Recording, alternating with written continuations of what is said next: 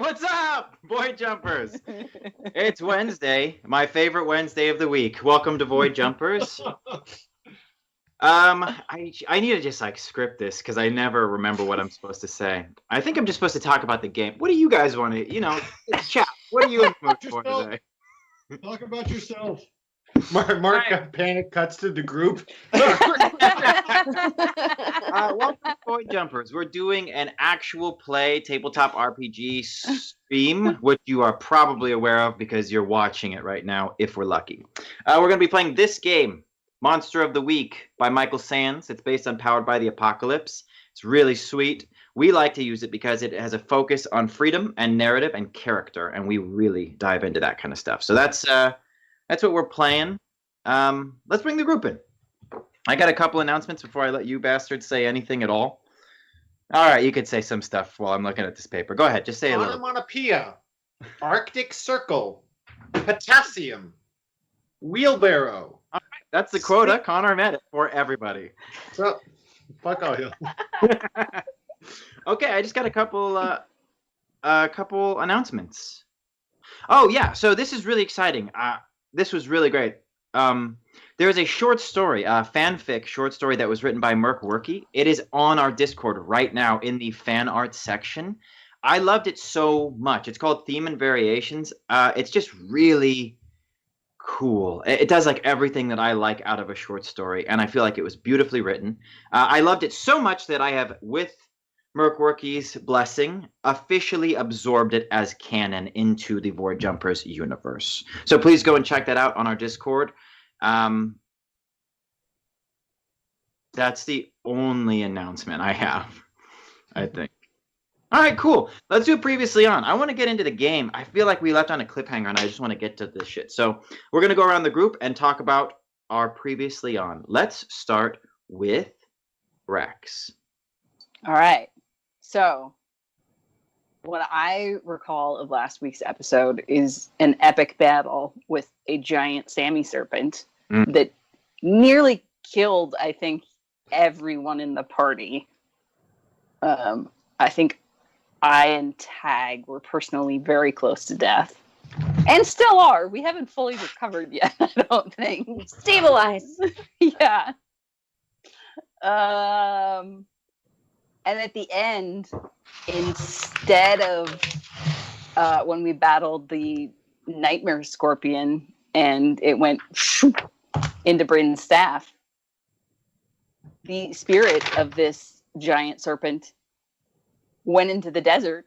We don't know where. We don't know why. Mm-hmm. That's what I remember.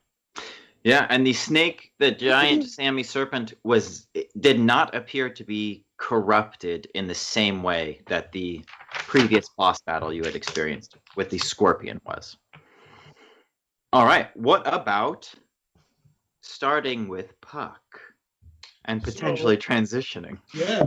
One thing that really stuck out to me last episode was during the trial of Worth with the Tyne, that Bryn really confronted one of the major obstacles for her as a character, which is in one part embracing the power that she has as a summoner, and in equal parts trying to find balance with her compassion for others and having a strong desire to never bring harm to another person based off of her accepting her own potency. And I just found it such a pivotal moment to watch her weigh the pros and cons of accepting the challenge and succeeding, and at the same time very much wanting to care for those around her and protect those people. I think it really showed so much of who she is as a character and really exposed the goodness in her heart, and that really stuck with me. She is very caring.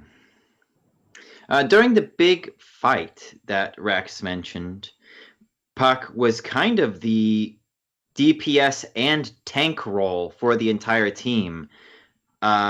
using the water mallets that you had gained to just beat the ever-living shit out of this boss that I had created. But what happened?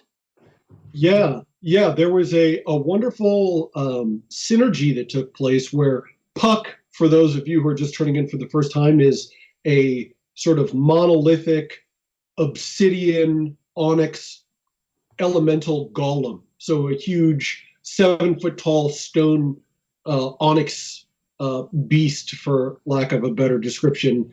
And Puck had been infused by the professor, who is a character from season 1, with this elemental water power that extended his ability to tap into water force. And in their battle with this Sammy serpent, this giant elder viper, this fire beast, suddenly Puck's huge attacks were doubly potent because they were infused with water power. And so this huge monstrosity suddenly was put on its heels, though it has no legs at all, because time after time, Puck was able to do damage after damage after damage. And it seemed like the group was in a situation where they might actually be in a position to win. But Puck, not being the swiftest fish in the barrel, hooked his claws into the serpent, and this serpent sucked all of the void energy out of his body. And Puck is, after all, a void elemental, or a spriggan, as we call him. And as the energy was drained from his body, we discover, again, for those of you who have been with us from the beginning, this is old news, but for those of you tuning in for the first time, Puck reverted to his other form, Sam Hagen, just a regular man. And, suddenly, out of the blue, you have this giant, 50-foot long fire serpent in the middle of the desert in the heat of combat, where instead of having a 7.5-foot tall obsidian golem smashing his head in, you have just a regular squishy human in a trench coat, just in absolute dire straits, clinging to his back for dear life. And although they were able to best the serpent, now the group is left with just we'll say, a very even-keeled Sam Hagen to reckon with. Sure.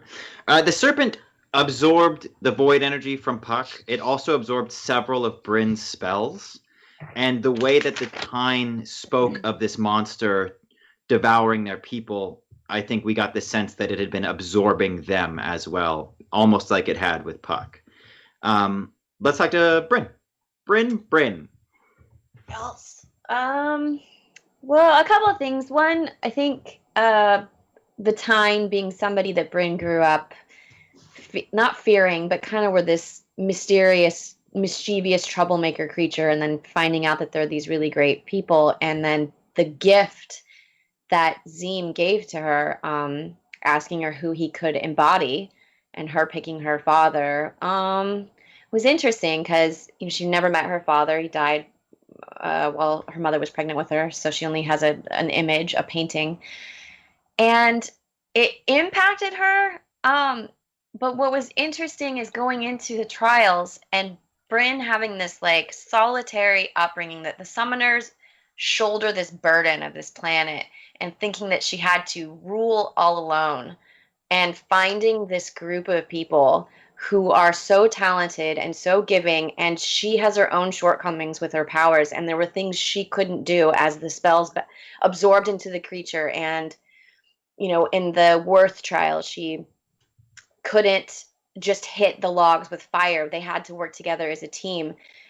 Bryn's slowly starting to get this, like, these seeds of that these people are family to her, and she needs them and wants them by her side. So it's just been this really interesting progression that I think was really enforced in this last episode. Excellent. All right, which brings us to Tag. Me. Hey, Sam. So I'm going to piggyback on what Lisa just said. While Puck may not be the, what did you call him? The slipperiest fish in the barrel?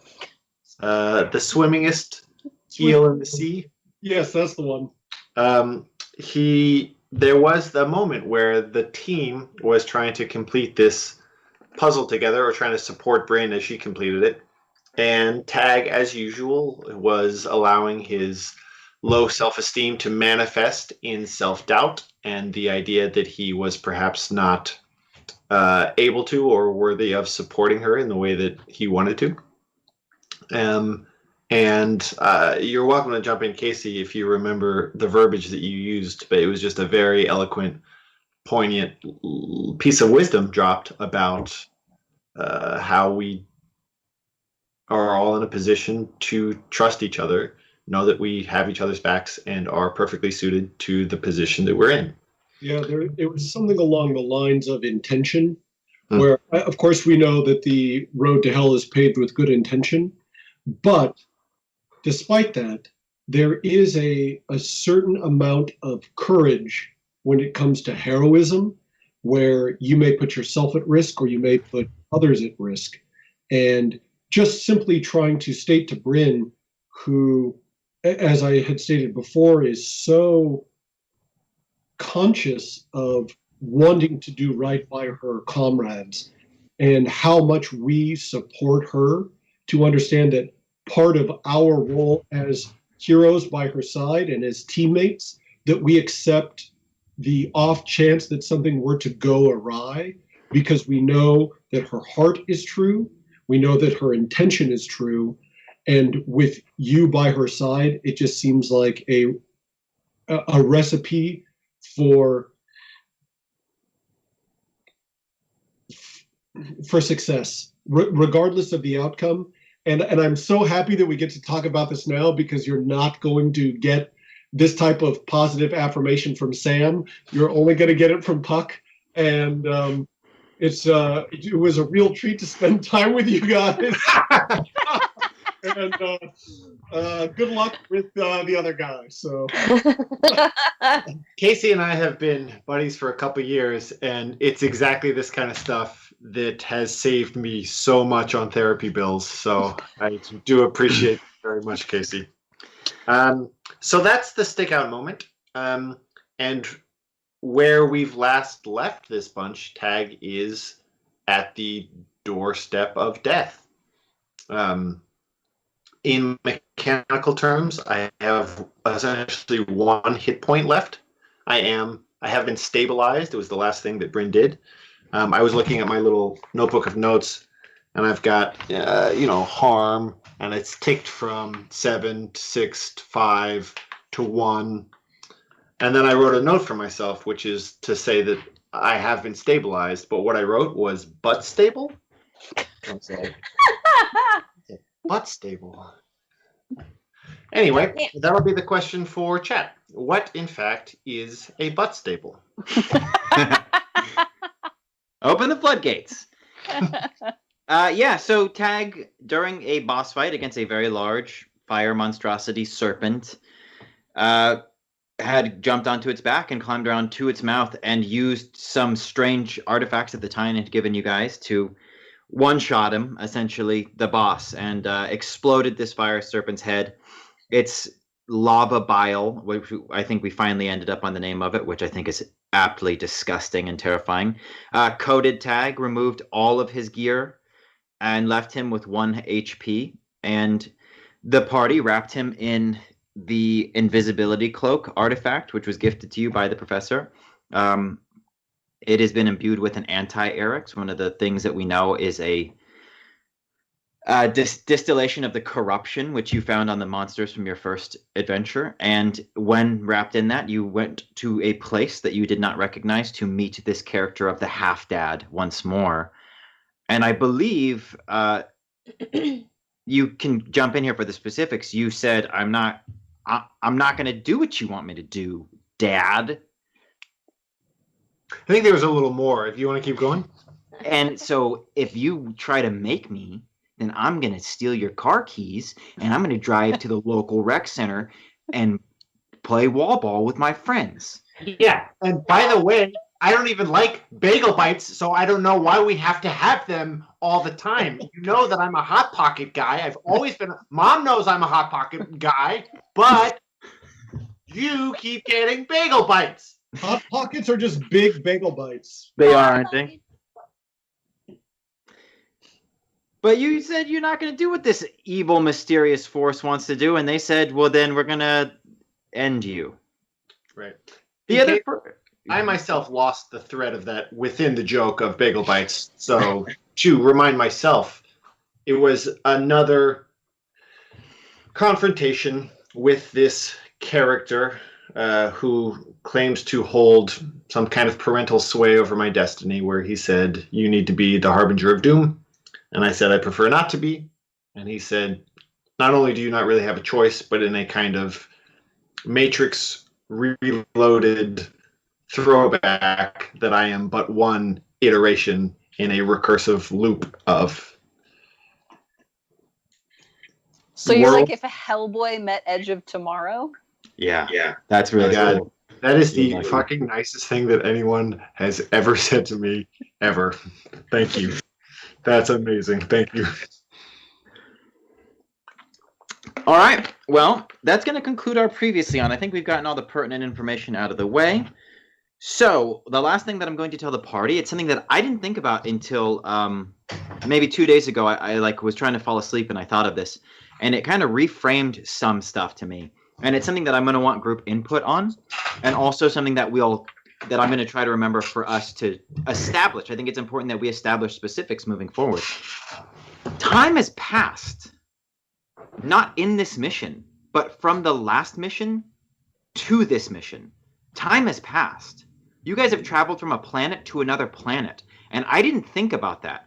The message that Bryn's mother sent her seemed like an immediate emergency. Cut to, I think, like anywhere between 2 weeks to 1 month later, you land on the Fire Planet. That's what I think. But because I didn't think of it until 2 days ago, I want input. Like, if you guys want it to be less or more, please feel free. We can decide that right now. But the reason I bring it up now is because we're going to use it as something to think about when moving between planets. Because depending on what you guys decide to do, the clock started ticking at the beginning of your first mission, and the way that this game functions is that I create a monster or an evil entity, and then I have a timeline that it follows should you not disrupt it. And so when I'm thinking about what it can accomplish, sometimes it's going to have, like if you guys are going to hit every planet, by the time you get to the last planet, potentially 7 months will have gone by. And I think that changes everything about what the planets are going to look like when you get to them, what's going to happen to the people that you know. And this planet then would have been cut off from everybody, communication, and people for a month. Or we can decide to slide that a little bit. But moving forward, I started to get excited about it because I think it will have consequences, that I hadn't considered before. I was thinking like fast travel, like you're instantaneously from one place to another. And I think that that's what it feels like to you guys, that in these void relays, the ship blinks out of existence and blinks in again. And it feels really quick for you. But I think that the way that time is compressing to allow this travel to happen is that the outside world would have moved faster. So you're saying we're moving the speed of light, or way fast? Yeah. Faster? Yeah, like faster than light travel, whatever. I'm not great at conceptualizing space travel or time, but the idea is being like, you guys are jumping huge distances. It feels short for you. You're not going to be in cryosleep, but when you come out, the universe has moved forward.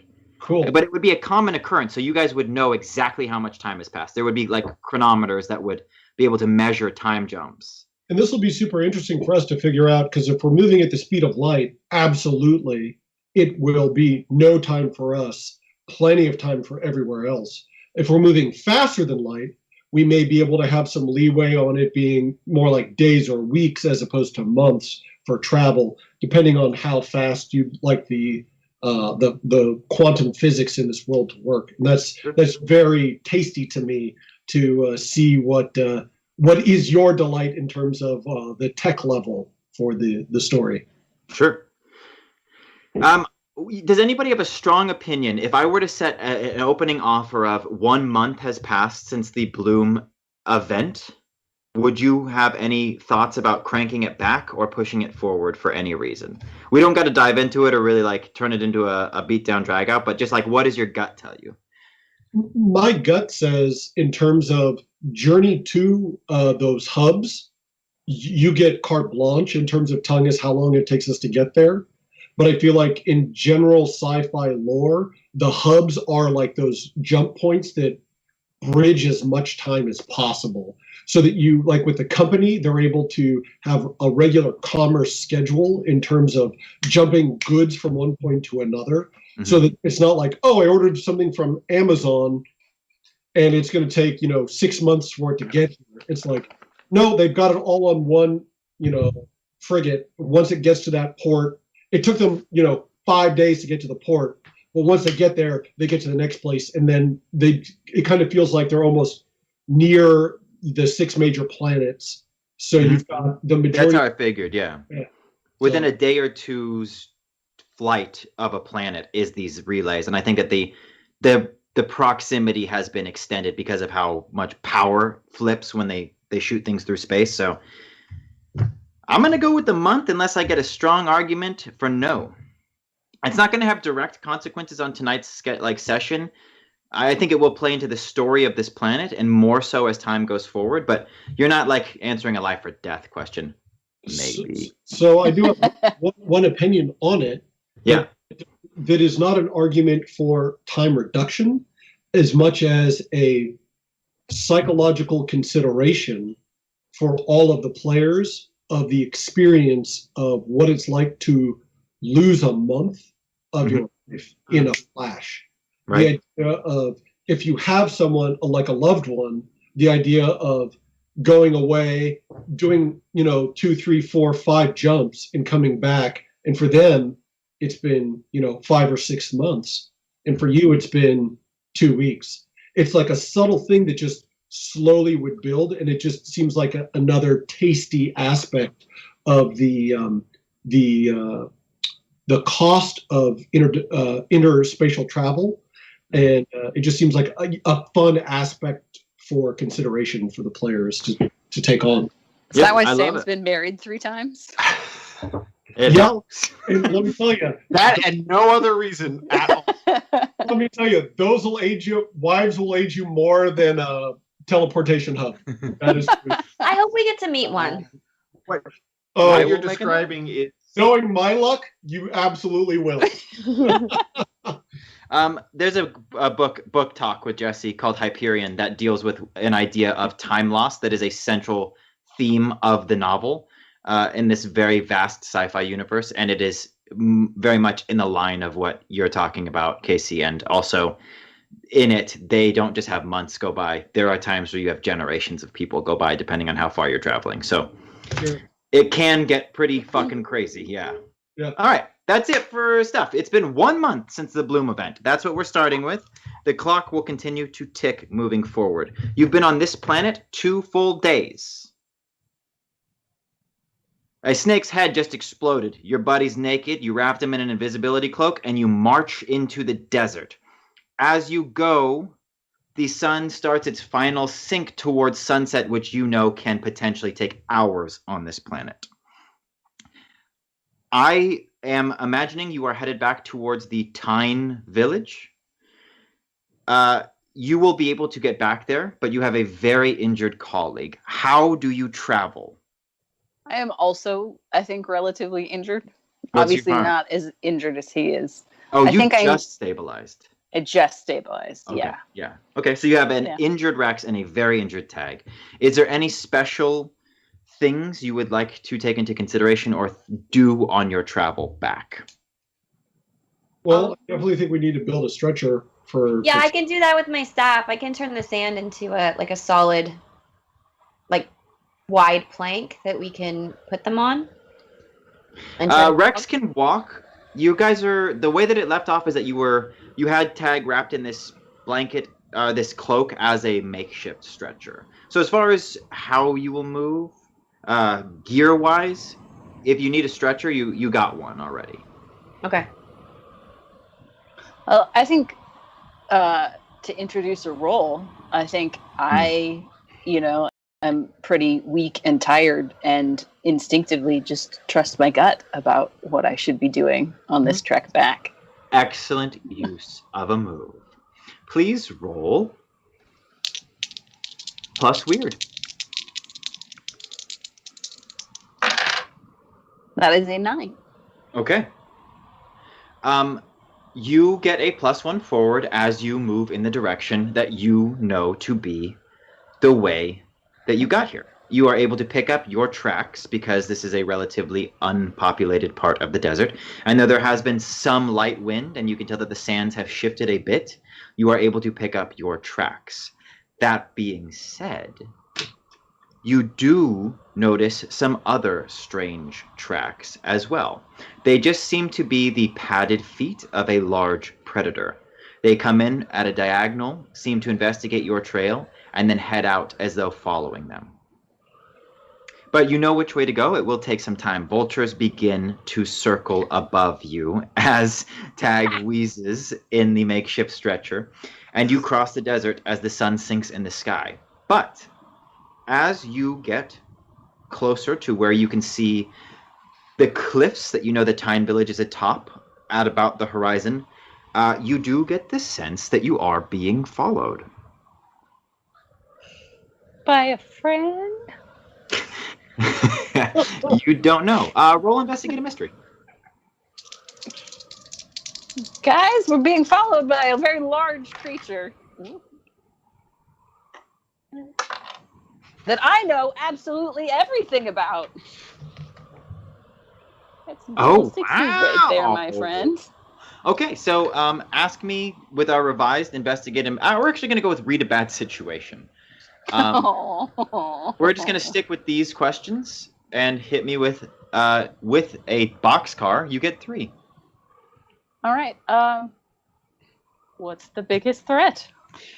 As you crest a dune, you do take a look behind you, and you can see that on a rival dune that you had just passed before, you see the haunches of what could be a large cat. We're talking like a full-grown lion size. Friend. It seems to have 2 tails that are swishing just over the dune. And you do catch the sight of what fits the bill of the tracks that you found in the sand earlier. Yeah, and I eye it because, one predator seeing another. Game recognizing game. Right. It recognizes you. Okay.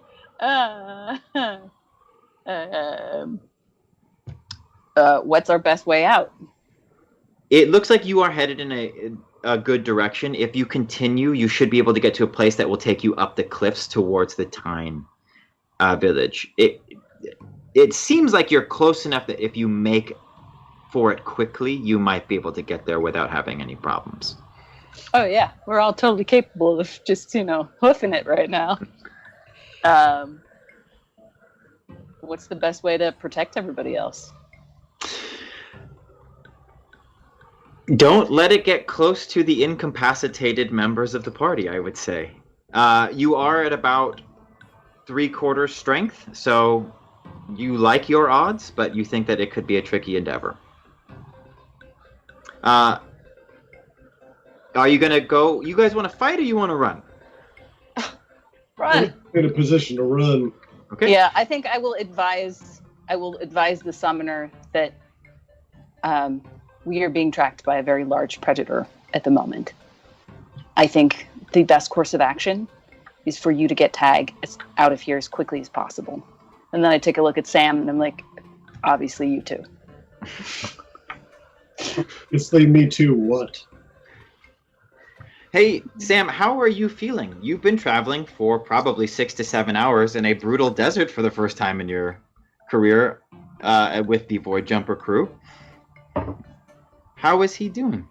Well, we haven't seen a bar for several hours, so I'm doing terrible. Okay. If you guys are going to try and carry Tag towards the cliffs, just the 2 of you, and make speed, I need both of you to roll plus tough.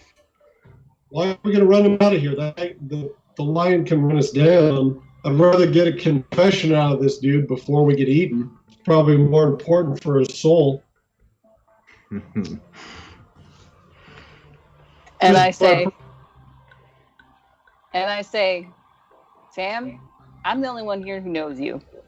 And what I know right now is that we have got to get the hell out of here. So pick a leg and start running. Look, I appreciate your desire for being fleet of foot, but it's really hot right now, and I'm in loafers, and I would rather stand and fight with this feline. Between the three of us, I think we have a much better chance of surviving. But the idea of carting around, Wheezy right here, at cardio is not my forte. So, I'd rather stand and fight and, continue at our leisurely gait than, ruin these duds to leave you on your lonesome to fight, ye old meow meow. As he says, ye old meow meow and gestures, and you all look, the creature is no longer in the last place that you saw it. I'm gonna poke snarl at Sam in a way that is very reminiscent of the creature that I have just seen. I'm gonna poke Sam on the shoulder and say, "It's Sam, right?" Yeah. So my village, which is not too far, has like the best bar in all of space, and it has something called fire whiskey. It's amazing. So if we can just get there, I can give you as much whiskey as you want. I appreciate that. On the house. Yeah, I mean, I don't disagree with you, and I absolutely accept that offer. I'm just saying that, in terms of getting, Tag obviously is not, he's, very Tag-like right now, even though he's got his pants, he's, not, really up and at him. So I just figure the three of us have a better chance of, we're not going to outrun. It's like if we were swimming, we're not going to outswim a shark, You know what I mean? Oh, Sam, magic, roll so. act under pressure. That is a 11. Okay. Your spidey senses tingle as you are in the middle of this rant, and you take a step back as this desert cat flies right in front of you as though you just dodged a pounce. And it lands in the sand and expertly turns around and is now snarling and takes a swipe at Bryn. Oh, hell no. Darn it.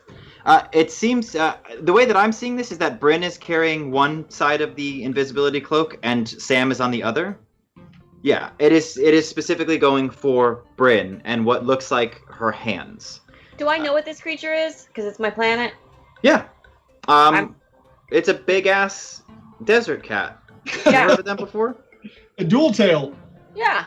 It's a dual tail. It is exactly what it is. Roll investigate a mystery. I was hoping we'd get Caroline Kitties or something in the vein of Sammy Serpents. It's a Sammy meow. Caitlin kitties. Did you roll very bad? Is that why you're making that face? I rolled a 6. Okay.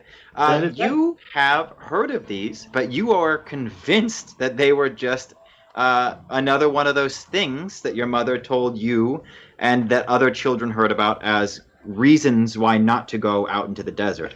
But the moment you see both tails, you realize this is exactly what they used to tell me about. And everything's true. Great. It connects with your hands and deals 2 harm. Its claws just slash the back of your hands, and you drop your half of the invisibility cloak so that Tag falls into the sand. It then pivots and is looking at Sam as if it is going to pounce again. Rex, what do you do?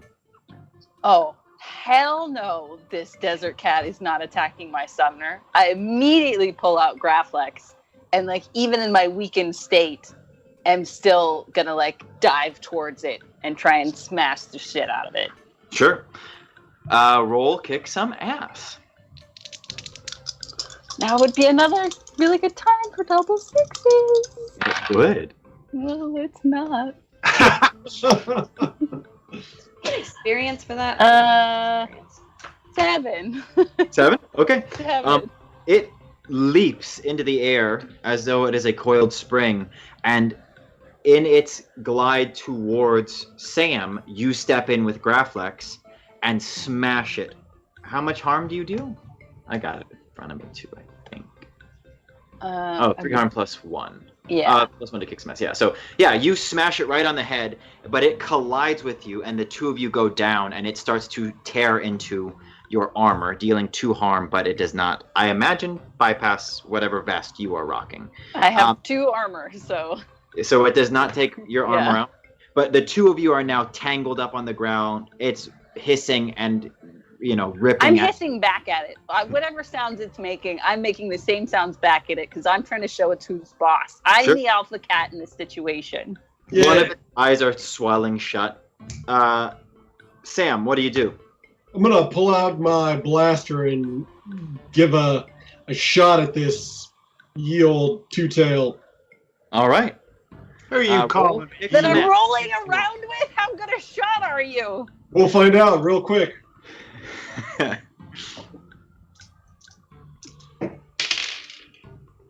That's a 9.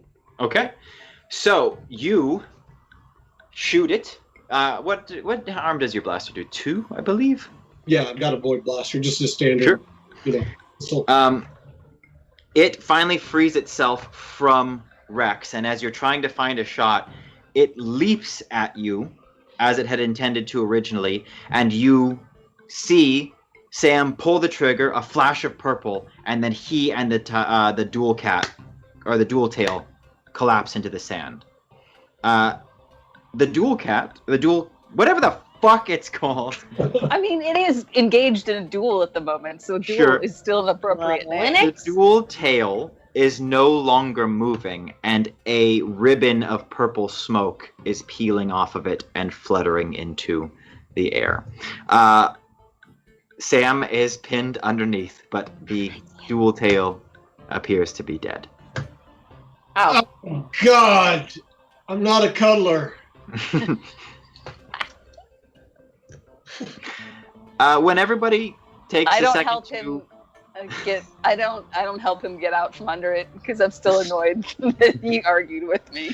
It's a bit silly. He has trouble getting the cat off of him, and he looks foolish doing it, and he's covered in sand, and it's coming out of his pockets. As the two of you turn away to ignore him, you see that a vulture has landed on Tag's shoulder and is pecking at his chest. The description that I just thought of is pretty gross, so we'll just leave it there. Did it have to do with my nips? No. Oh, that's a first for you, Jesse. You nip obsessed maniac. So I think I wanted to clarify largely for my team here that I think that I am going to kind of play the unconsciousness. I imagine that we will hear from Tag this episode if and as he is resuscitated, or perhaps in these scenes within his dreamscape. But if I'm silent, it's not because I don't love you, but I'm on death's door. I ain't batting away vultures. and it's awful, and I'm pissed, and I, with my bloodied hands, walk up to the vulture, take out my staff like a golf club, and swing it and hit the vulture off of him. Okay. Yeah, you can do that. The vulture's kind of distracted because it thinks it just has a buffet in front of it, and so you clomp it, and it flutters off into the air, it has some trouble, but does catch it and fly away, and then begins to circle you again. As you look up, you see that there are now 7 or 8 that are in a circle moving around your party. Oh my God, Jesse, you called me a buffet. That's very sweet. You are a buffet. I'm a tasty snack. That's true. Okay, so you are able to easily, though, Bryn's I hands imagine are Bryn also raises her staff in the air and it's like, "There's more of that where that came from." Pretty much. A very like, "You kids get off my lawn" kind of vibe. I like Sure. the This idea is my planet. Go away.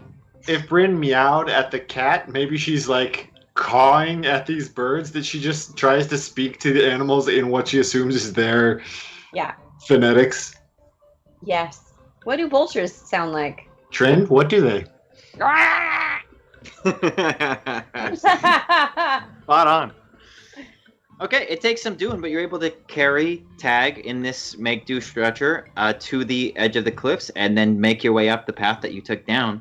I think that there is quite a bit of stumbling, and it is very difficult, and by the time you make it to the top, the sun is almost down, and you are covered in sweat, but able to get him to the top of the cliffs.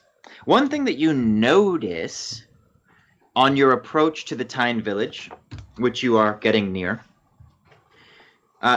even this far out, you can hear the hoop and holler of a celebration echoing down off the cliffs. As the sun finally sets, you see whirling firelight dancing in the sky above the village. This is not a phenomenon that you witnessed last night, and there was a feast last night. Nothing else is tracking you, and you are able to make it to the Tyne village. When you get there, they are, in fact, celebrating, and in the air, you see these comet-tailed orbs of pure fire energy just doing, figure eights and spinning around in the air, just like a permanent fireworks display. And the Tyne are there, and Zim approaches, and he says, "Hey! Heroes! Well done!" Hey, we have an injured person. Can you please assist us in healing Tag Oh, my! and Rex and my hands? I'm fine. Wow. But also, yes, I will take your help. Sure. I feel terrible telling you this, You look but like much like the last time, I have a small amount of cream, which will make... Shay, if you could just bring another round of the cream, I'd say a couple doses, it will make the skin feel better, and we could drum up a bit more water. But as far as treating your human injuries, we do not have much experience nor much supply to do so. We do not interact with humans very often. Shay approaches, a real cool Tyne, real cool. And Shay, unlike Team, the fucking nerd. and they hand over a mortar and pestle full of this cream. You are able to apply it onto Tag's body. It takes some time. That will heal you for 1 harm. And they are able to spare enough water for Tag and Rex to each have a dose, which will heal you for 1 more harm each. So I believe Tag is at 3. Zim again he's very sorry, and you do not get the impression that he is blowing smoke. They do not have medical supplies. They have no reason for it, and so they can't help you. No, I mean my feelings because my teammates left me under that big cat. they just were like, "Oh yeah, Sam, he just killed this cat with 1 shot, but we're not going to help him get out from underneath." And then, we're just going to give him the cold shoulder all the way back to the village. Zim looks at you and he says, "Oh, you look different." Yeah, different guy, totally different entity, not the same person. He turns transparent in the way that you've seen Tag move through the phase state. You still see Zim, and he's speaking, and he's gesturing wildly, and he starts laughing, but you can't hear anything.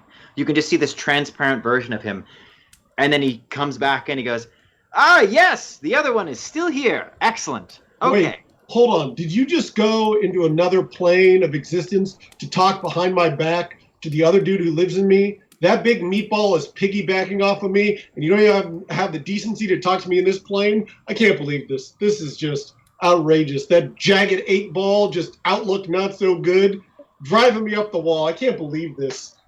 He warned me that you would say a rant much like that. Wow. Wow. He warned you. Yeah. Great. Great. Cool. Aces. Deuce aces. I'm just here for a good time.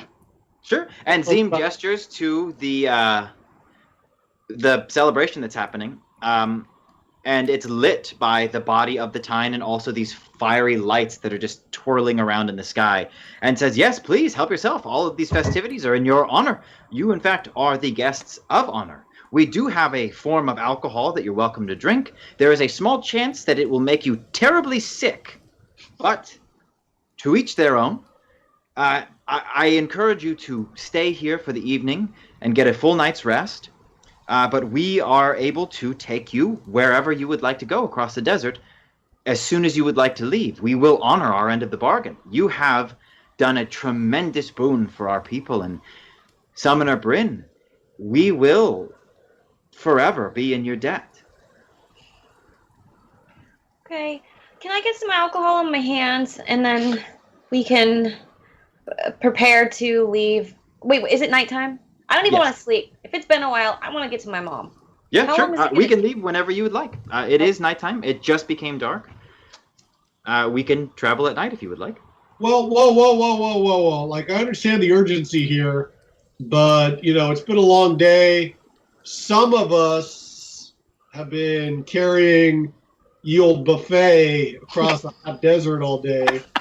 And, you know, as much as, you know, I appreciate your urgency, personally, I feel like a couple glasses of water, maybe some of the stuff that might kill us, would do Rex and I some good, as well as giving, you know, Tag an opportunity to maybe confess whatever he wants to his own immortal soul, just in case he doesn't make it.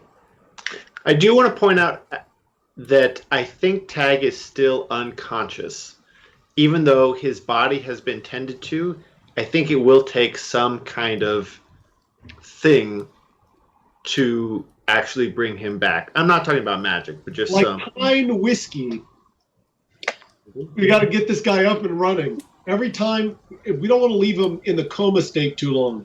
Best thing we can do is get him a little fired up and then walk around. How about I try to contact him through our connection? Yeah, whatever you think is best. Does not require a roll. That is just something that you two can do. Turn on the tooth. I said I'm not gonna fucking do it. All right, I'm not hurting any. Tag? Bryn? What? Thank goodness you're still in there. Hey, I'm sorry. I didn't mean to yell at you. What were you yelling at me about? I wasn't yelling at you. Do you see anybody else? In my visions, it's blurry. I'm not. I hear you. I don't. Do I see anything? It depends on which part of the reality you're looking in.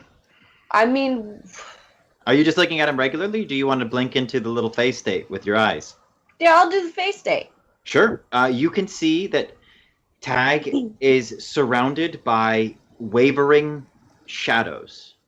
They look like transparent purple-black flames that are barely present. You know, like you could just barely see them flickering in and out of existence, but there do seem to be a lot of them, and he is at the center of them.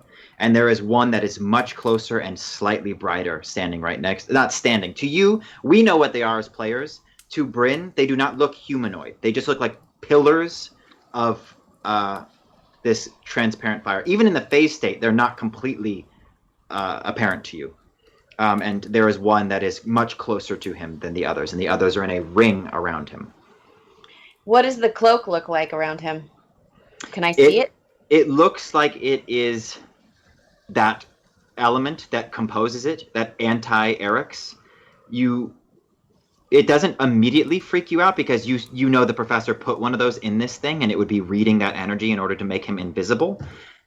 It is reading like that crazy magic, anti-magic stuff. Tag, Yeah. there's a lot of stuff around you in the phase state. It's kind of freaking me out. It's not. Hang on. Stop singing. I can't stop. What? Do you hear that? They're all singing. You got real injured. Real injured. So you might be kind of, hearing things. Look, I've never been. I know that I don't want to do it, Bryn. I don't want to do it, and What? or I don't want to have done it. They say that I have done it, or and I don't know if that was me or another version of me, and in what time, in what universe. I don't want to do it. You don't want to do what? You don't have to do anything you don't want to do. Ever. For everyone. You'd never hurt people. I've seen you. And I have to get out of this. I can't pull myself out of this place. It's not happening. The switch, I can't flick it. I'm going to reach out and I'm going to touch the cloak and I'm going to feel that it's not right. Okay. And I'm going to grab it and I'm going to rip it off of him. Sure. Yeah, it happens. And I'm Tag is naked again. Yes, he is. it's just a huge inhale down deep into my diaphragmatic breath as soon as she rips the cloak off. And at the same time, real life Tag in human world, I think, just sits right up and starts. I think it is one quick burst of this like black ichor in his first cough, just like explodes out of the mouth, and it clears the entire, breath. You can breathe now, but it's like this blast of black ichor that just like goes everywhere. Don't touch the. Wash your hands if I got any on. Hey. Oh, don't even worry about it. And I'm like, can we get something for him to drink? I absolutely put a glass right in his hand. Yeah. I think It's like this weird, it smells like diesel. Don't smell it, just drink it. It's healing. It's from the Just jar. a little I bit. didn't smell it. I just assumed it was water and took an immediate glug back. Sure. Just roll, what are the exact things here? Oh. Cool. Sure. Walk it off. Oh, I think it's just a tough roll. It's kind of like Oh. Constitution. So just roll plus tough. 7.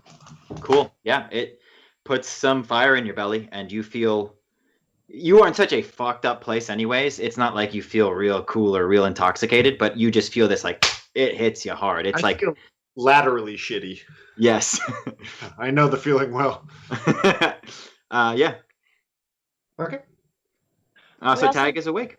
He needs some clothes. Zim, do you have anything that I could give to Tag that's in the clothes region? We have some textile that we've used to stretch over the roofs of our dwellings in the fashion of your early people. Other than that, we do not have any clothes. Can I don't we think I'm kilt that out of ashamed. it? Sorry, Bryn, say again. I just said, can we fashion a kilt out of it? Is it bendy? Yes, you can. Okay. Tag now has, it's more of a sarong, but he has one available to him if he'd like it. And it's Yeah, just like old threadbare canvas. It's not like I'm not at a point of embarrassment. It's just I have not been in this position myself, but I have to imagine that there is a reality of death and bodily trauma that just Surpasses nudity. precedes all of that stuff. Yeah. I mean, I think that I can tell that I'm eviscerated. Like, I think that I have really the kind of wounds that you see on your own body and you think like, oh, that's not a small thing.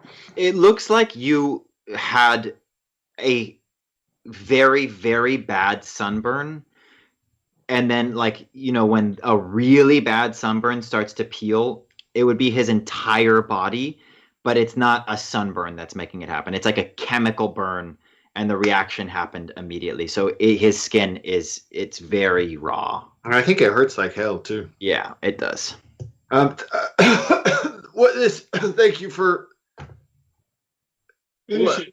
Finish it. No. Hey, do I?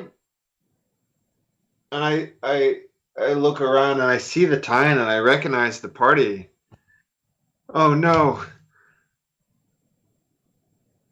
Wait a second. Sorry, out of game. Was I saw Puck turn into Sam? I think at that point it can be. It sounds like you don't think you did, and I don't think you did either. You were on the back of that thing with your weapon tied into it, and then you immediately swung around to put those things in its mouth. So I don't think there was a lot of Sam happening for you. Oh, so Puck.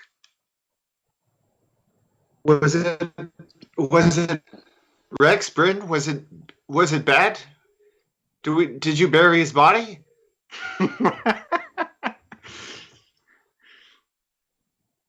Puck's Oh, he was such a sweet guy. Or a sweet brigand. He's still in there somewhere. Oh, in the ground somewhere. Oh, in the snake? He got eaten? He's still in the snake? No, you obliterated the snake. You saved us all. It was pretty amazing. At the cost of a truly kind soul. Yeah, he's gone. He's gone. And if I got anything with it, you'll never have to deal with that meatball again. Oh. Hey, what? Excuse me, have a little respect. Whoa. Slow yourself down. That dude is like a heavy novel. Half his vocabulary is commas. I happen to like meditative gait to speech. Well, I'm sorry you're not going to have an opportunity to get more complimentary snakeskin knickers out of the deal. But as far as I'm concerned, that dude is... he's... Bryn, is he Fire Planet? Are you part of the Summoner's Castle? Or I step in for a second and I'm like, No. I don't really understand the physics of how this happened, but Puck is in Sam. Sam is in Puck. This is Sam. Okay, Oh, no. hey, nice okay. to see you conscious again. I am Sam. This other dude that you guys love so much is piggybacking off my existence. That's what's going on. All right. And you're welcome for saving you from a giant two-tail, by the way, and then carrying you through the desert. But your two companions have been nothing but just raindrops and sweet whispers to me since I showed up. Everybody loves old Two-Ton, but Sam and his fucking button up, just, not the belle of the ball these days. I've been very kind to you. I am very, very insulted that you would say I wasn't. Oh my goodness. You fall out of a tower, I fall off the curb. That's the difference between you and me, sweetheart. I don't know how thanks. Zim is just watching this exchange, and he says, "My, what vivacious people! I'm surprised you triumphed over the serpent. I expected it would have taken excellent teamwork."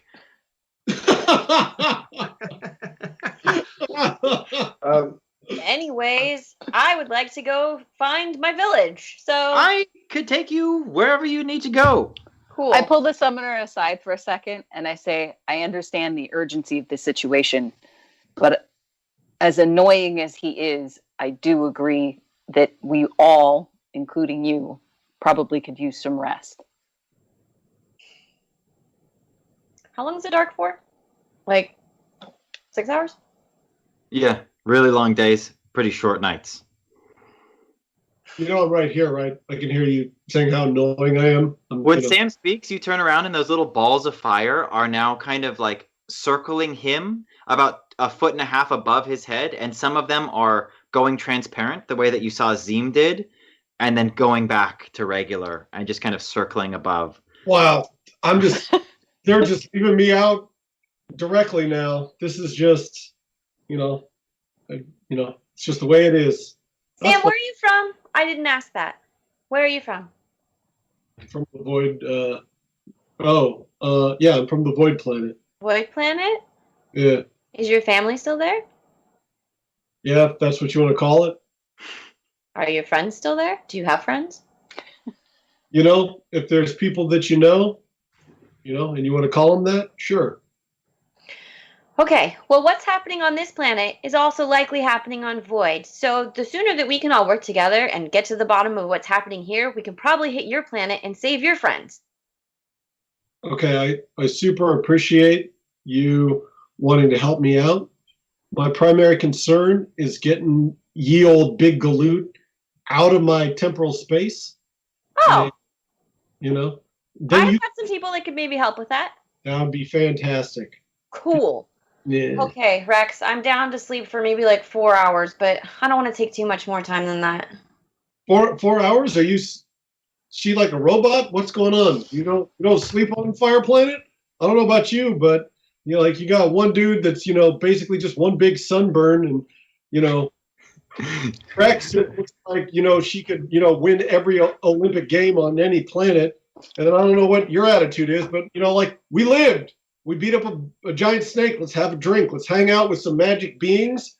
Like nothing's going anywhere. What's wrong with getting an extra hour and a half, set of winks? The way that I see this scene concluding is that Zeem and several of the other Tyne have already begun to lead each of you away to these little huts, and Sam is just standing out there, just like continuing this rant as everybody's just like being led away. But there is a Tyne who brings Sam one of those beverages, and it's big, like gallon-sized beverage. Curtsies and hands it over, and you guys sleep. You will not be regaining any hit points. The cream does not seem to heal your hands so much as keep them disinfected and stop them from bleeding. Bryn, Do I still have 2 harm? you still have 2 harm. Okay. So 4 hours comes and goes. When you wake up, it is still dark, but you can see the hint of a sunrise happening. And Zeem is there waiting for you, and he's got what looks to be 6 Tyne that look a bit different than the others. They're a bit larger, and these ones are actually carrying weapons. There are these trident-looking spears that are made of the same ancient material that Zeem's staff is. Zeem is actually standing and looking to the sky as those balls of fire are circling. There is this strange language that you hear.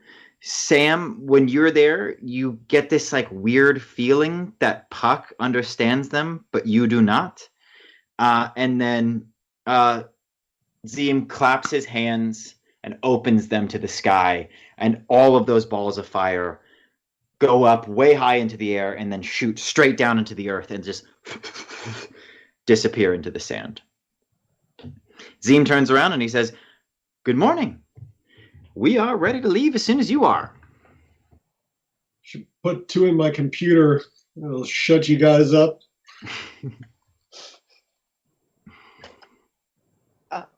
I'm ready. I know that you guys are worried about me, but I can walk. I don't think I'm going to slow you down. Can we make some like umbrellas out of the roofing material that he is wearing as a sarong? Yeah, you can. The way that this is going to work is that there will be no journey required. The Tyne are going to facilitate an event in which you travel the desert in the way that they do. And so you will not be on a long journey. You will still be walking through the desert, but I'll describe it when you actually leave. So you are welcome to. You will not need any survival gear to get to this place. Their deal with you was if you took care of the problem, they would just get you to the village, no problem. So unless there's anything else that you want to talk to Zeem about, he's ready to roll out. I just want to. Go ahead. Ooh. I'm just gonna talk to Sam for a second. It's just this fucking internet, Let's go at the same time. It's fine. It's that delay. I'm not frustrated at any of us. I think that I'm trying to just give voice to what I imagine is everyone's August 2020 frustration of, just like living our lives in screens. But Trin, please. I just want to pull Sam aside real quick and say, like, hey man, I get it. These people can be as annoying as shit. But your best way of getting out of here is sticking with us and getting back to who you were before. So I hope you'll join us on that ride or whatever you want to call it.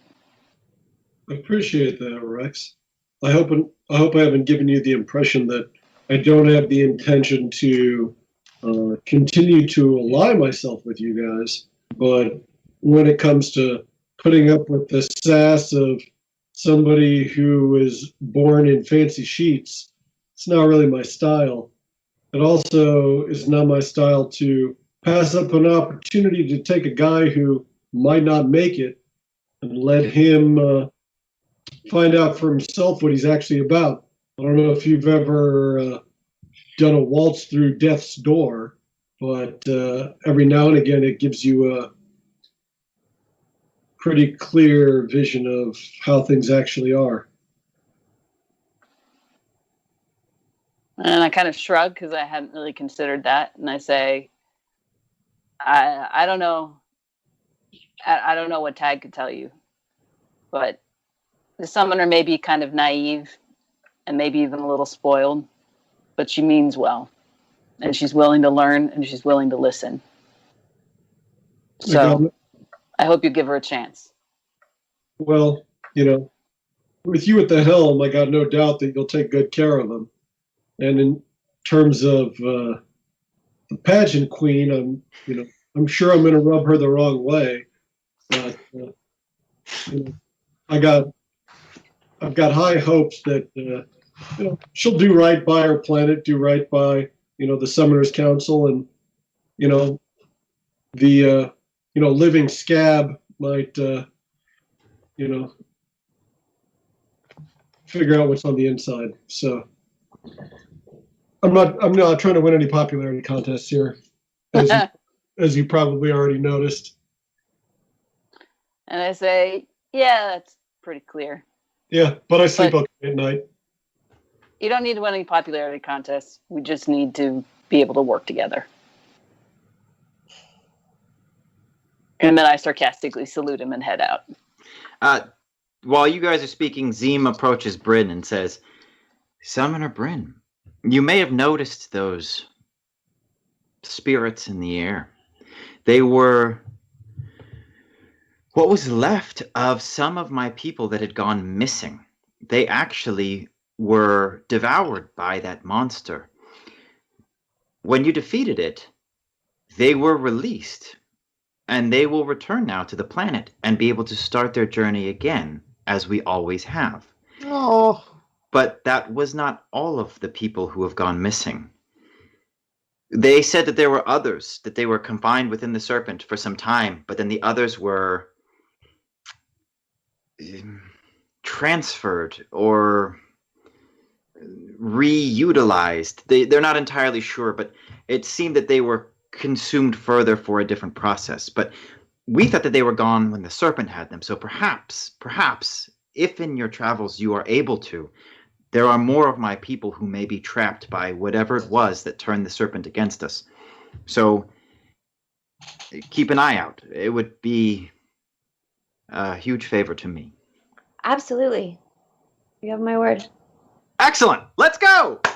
And so those huge 6-tine, they charge forward in this very regimented soldiery kind of run. And they run a bit forward and then stop moving. And you all have this moment of vertigo because they are still running perfectly. And then the desert starts to slide away from their feet. And you all start to move backwards as though you are on a conveyor belt. And as you take a step forward, you are able to start to get pace with these tine And pretty soon it feels as though you're running in place and the desert is just peeling underneath you. And this strange magical sensation happens in which the dunes do not flatten and the cliffs do not shrink, but you just see it all fly underneath your feet. And this goes on for some time. And you get the same feeling that you do the moment the void relays open and close and your ship disappears before it reappears. You get this feeling of a stretching of time. And you actually see, as though in a time lapse, the sun, the continuum, moving across the sky very rapidly. But for you, it seems only like minutes have passed. And then the 6 tine in front slow down, and the world does too. And everybody falls on their faces because nobody's ready for it. But when you get back up and brush the sand off of you, you are standing in what looks to be a very different section of the desert. Give me just a moment to check some shit out. That was exhilarating. While you're checking that out, Jesse, I think briefly, I'm actually pretty interested in where, if I understood correctly, Sam's kind of trying to pull that confession out of Tag. If there's maybe a Sam, Bryn, Tag bit there. Yeah, you guys are gonna. You're not at the village. Zeem says, "I've brought you as far as I am comfortable going. You will have a very short journey to get back to Bryn's hometown, but this is as close as we are willing to go." While they're all having a conversation, I'm just gonna talk to one of the soldiers. We don't have to have a conversation, but this is just what's happening with Rex. Is like, I'm checking out these cool spears that they have, and I'm trying to figure out how to make one of my own. We're actually gonna do that next. We'll actually do that conversation because I think that you could get some information from these guys about why they don't want to go in any further and the like. But as you're all catching your breath, it feels like this journey is now cascading off of you, and you have definitely traveled hundreds of miles through the desert in a very short time. So, Bryn, Tag, and Sam, you have a moment, if you'd like, while everyone is kind of catching their breath, to have a scene. I know I'm kind of putting you on the spot, Casey, but I am interested in what you're saying. So, hey kid, check it out. I just crouch over Tag, at some point during the journey, when he's, halfway between where we are and where he is. I know sometimes it's difficult to respond to somebody with rough edges, but you got a gift right now.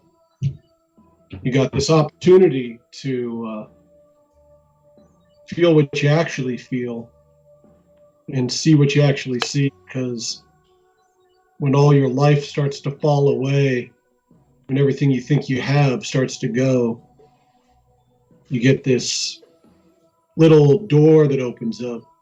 You can peer through and see what you're actually about and see who you actually are. And what if that's not up to me? What if my life peels away everything I thought I knew and understood about myself, like you were saying, and what I see is not a blank slate behind the curtain, but another life laid out for me? Hey, whatever you see, that's on you.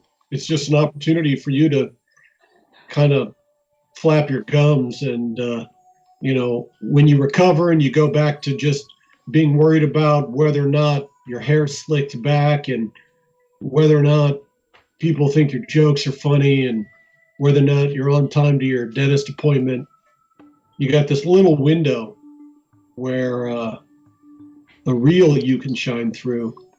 And if you want to take a look, feel free. No, I've taken a look, and I don't. I'm not mad at you, man. I don't know who you are. You happen to be not the first person to suggest that there is a real me that I need to take a look at, and a real me whose intentions, whose destiny I should be considering along with my own, and I just don't know where, forgive me, you get off saying that. is who I am not the decisions that I have made up to this point, the things that I've done, the things that I feel and want? Is who I am actually some other thing, some piece of fate, a puzzle that I don't even understand? And if that's true, why can't I continue to be the me that makes the decisions that I want? Well, pardon me, Mac. You might be fucking perfect. You know, I certainly am not. I'm not telling you what to do. I'm simply advocating that you might have an opportunity to take a peek under the hood. You don't want that opportunity? So be it. Do whatever you want. It's your boat. Float it. It's your tree. Sit in it. I'm just saying you're burnt to shit and you don't look like a fucking bouquet of roses anymore. If you want to take a peek, feel free. But also tell me to piss off. It's fine. Have you looked under the hood like he's saying? Oh, I have. What do you find? What did I find? I found an unlovable, unhuggable. I found not a whole lot, honestly. And that's okay. Because here's the thing. I can still be useful. And sometimes that's what I got going for me. Well, that sounds really, really sad. Well, I didn't say it to try to get your pity. And again, you don't have to pity you. You don't have to look. In fact, I apologize for imposing or suggesting that there would be anything to find. I just walk away. Rex, you're standing next to the soldiers. They're cool. That's a cool spear you got there. How'd you make that? We grow them. Hashtag tip our connections make us but our choices define us. Hashtag Metaverse 2K20. Thanks, Mark. Thanks, Yeah. Mark. Yay. Go read Merc's story. Yeah. The Tyne soldier says we grow them. Yes. Oh. There are very few things that grow in the desert, and we must make the journey to the river and bring back water. In order to bring the water back, we cannot cross the desert in the way that we have today. It is very arduous and very difficult, and we can only carry the water back as much as we can hold in our hands. We are required then to take the form of another because the Tyne cannot hold water. And then we, one small drop at a time, grow these weapons from this place, and they are as hardy and as unforgiving as the ground which they sprout from. Well, they're really beautiful. Thank you. And as you look at them, they are actually very beautiful, and you thought they were all tridents, but they're not. Several of them have taken a shape similar to that, but the prongs on them are different. The weapons seem to have unique movements within their design, as though they were in fact grown. And so some of them are single-pointed spears. They all look very durable. You got an eye for weapons. They look very durable, but they do not look the way that something that it was forged looks. They look rough, yet balanced, as though they were grown into the right shapes and the right weights. Yeah, I've never seen anything quite like them. They look like they were, well, you say they were grown, but they were meant to. They are the thing they were meant to be, and so few of us are the thing that we were meant to be. But these are the thing they were meant to be. They're a symbol because we do not wage war against mortals, nor do we eat flesh from animals. These weapons will not hurt the Tyne. They are representative of our intention and a way that we can broadcast that to any enemies whom we might have. But they are largely ceremonial. Is that why you can't come any further with us? No. Let me look, I got some shit that I'm supposed to say here. Because we could probably use your help. No. We'll not go any closer because we have not heard from the Tyne who live in the city. We believe that the trouble here is stemming from this place, and we do not feel safe entering it. There is a disturbance in the phase state. I can see that you do not know magic. Nope. There's I a got my gut, membrane. and that's pretty much it. There's a membrane between this world where we live and the world where the Tyne come from. And that membrane is a livable place called the phase state. And I can feel within it trouble. And our people have not returned. So Zeem has made the decree that we will not move on the city until Bryn's either able to save or lose it. Wow. Well, thank you for taking us this far. You're welcome. It was our pleasure, and we owe you many lives and many thanks for what you did in the desert to protect our people. We will remember you, Rex.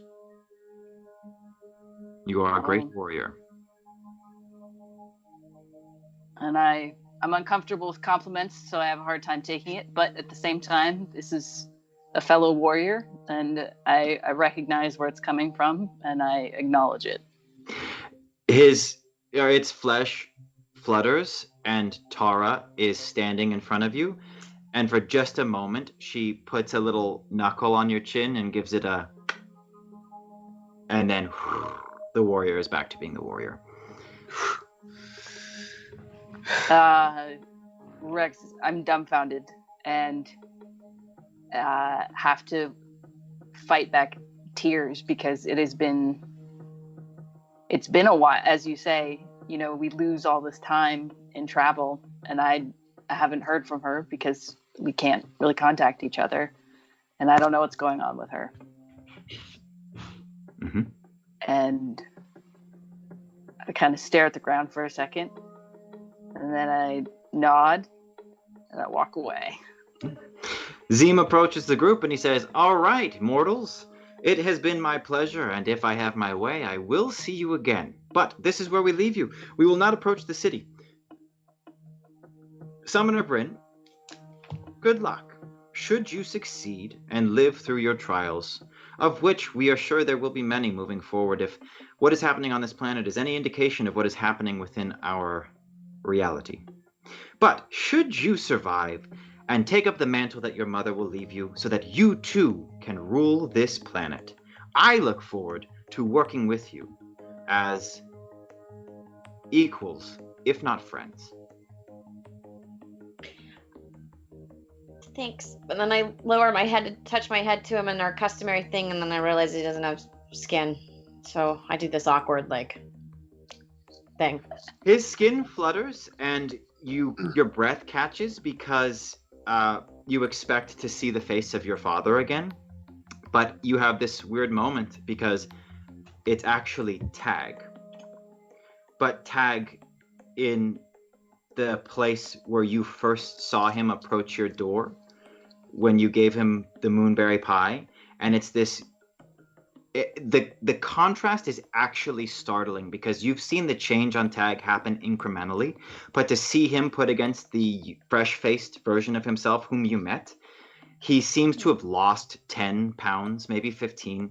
He's still nude for the most part, and his flesh is scarred. You see a Tag that is wearing the armor of the Parallel Order, which seemed to define him as he met you, and the first thing he did was beg your permission to perform rituals designed to acquaint the two of you. You also see that he is carrying a weapon which he no longer possesses. And Zeem touches his forehead to you and then switches back and says, "All right, peace out." They turn around and zzz, the world spins real fast, and then the Tyne are gone. And you're left standing in the desert. You grow over a hill. You know exactly which way to go, and as you crest a dune, you see at the very bottom of it what looks to be kind of like an ornamental stick that's surrounded by a couple rocks, and there is a piece of fabric tied to the top that is fluttering in the wind, and it is turquoise. And I run over to it immediately. Okay. And I say, the firewalkers! We're really close, you guys. We're like a mile and a half away from the outskirts of my village. I don't know what this means. What's the turquoise? What? The turquoise is it's the royal color of my family, and anyways, so the firewalkers, we hold this competition once a year, and it's so cool. And you have to run barefoot in the blistering desert, and every year you try to beat the last person. So this marker is the farthest the person got last year. Oh. His name was Blaine. He kind of sucks. But anyway, he still did it. And this means we're super close to my village. That's great. Can we keep our shoes on? Oh, yes. We're not competing. Okay. Yeah. It's hot. It sucks. I don't really understand, but it's exciting, and everybody drinks fire whiskey and cheers everyone on. And Have you ever done it? Have you ever raced? I tried to race when I was young, and nobody would let me. So You weren't allowed to? Why? I don't know, like imminent death potentially. Who knows? A lot of people die during the Firewalker competition. Oh. You're getting real excited for a competition that leads to a lot of deaths. Well, the gladiators, coliseums, we have this history amongst us people. Bryn is able to lead the way, and you guys actually follow these unevenly spaced totems through the desert.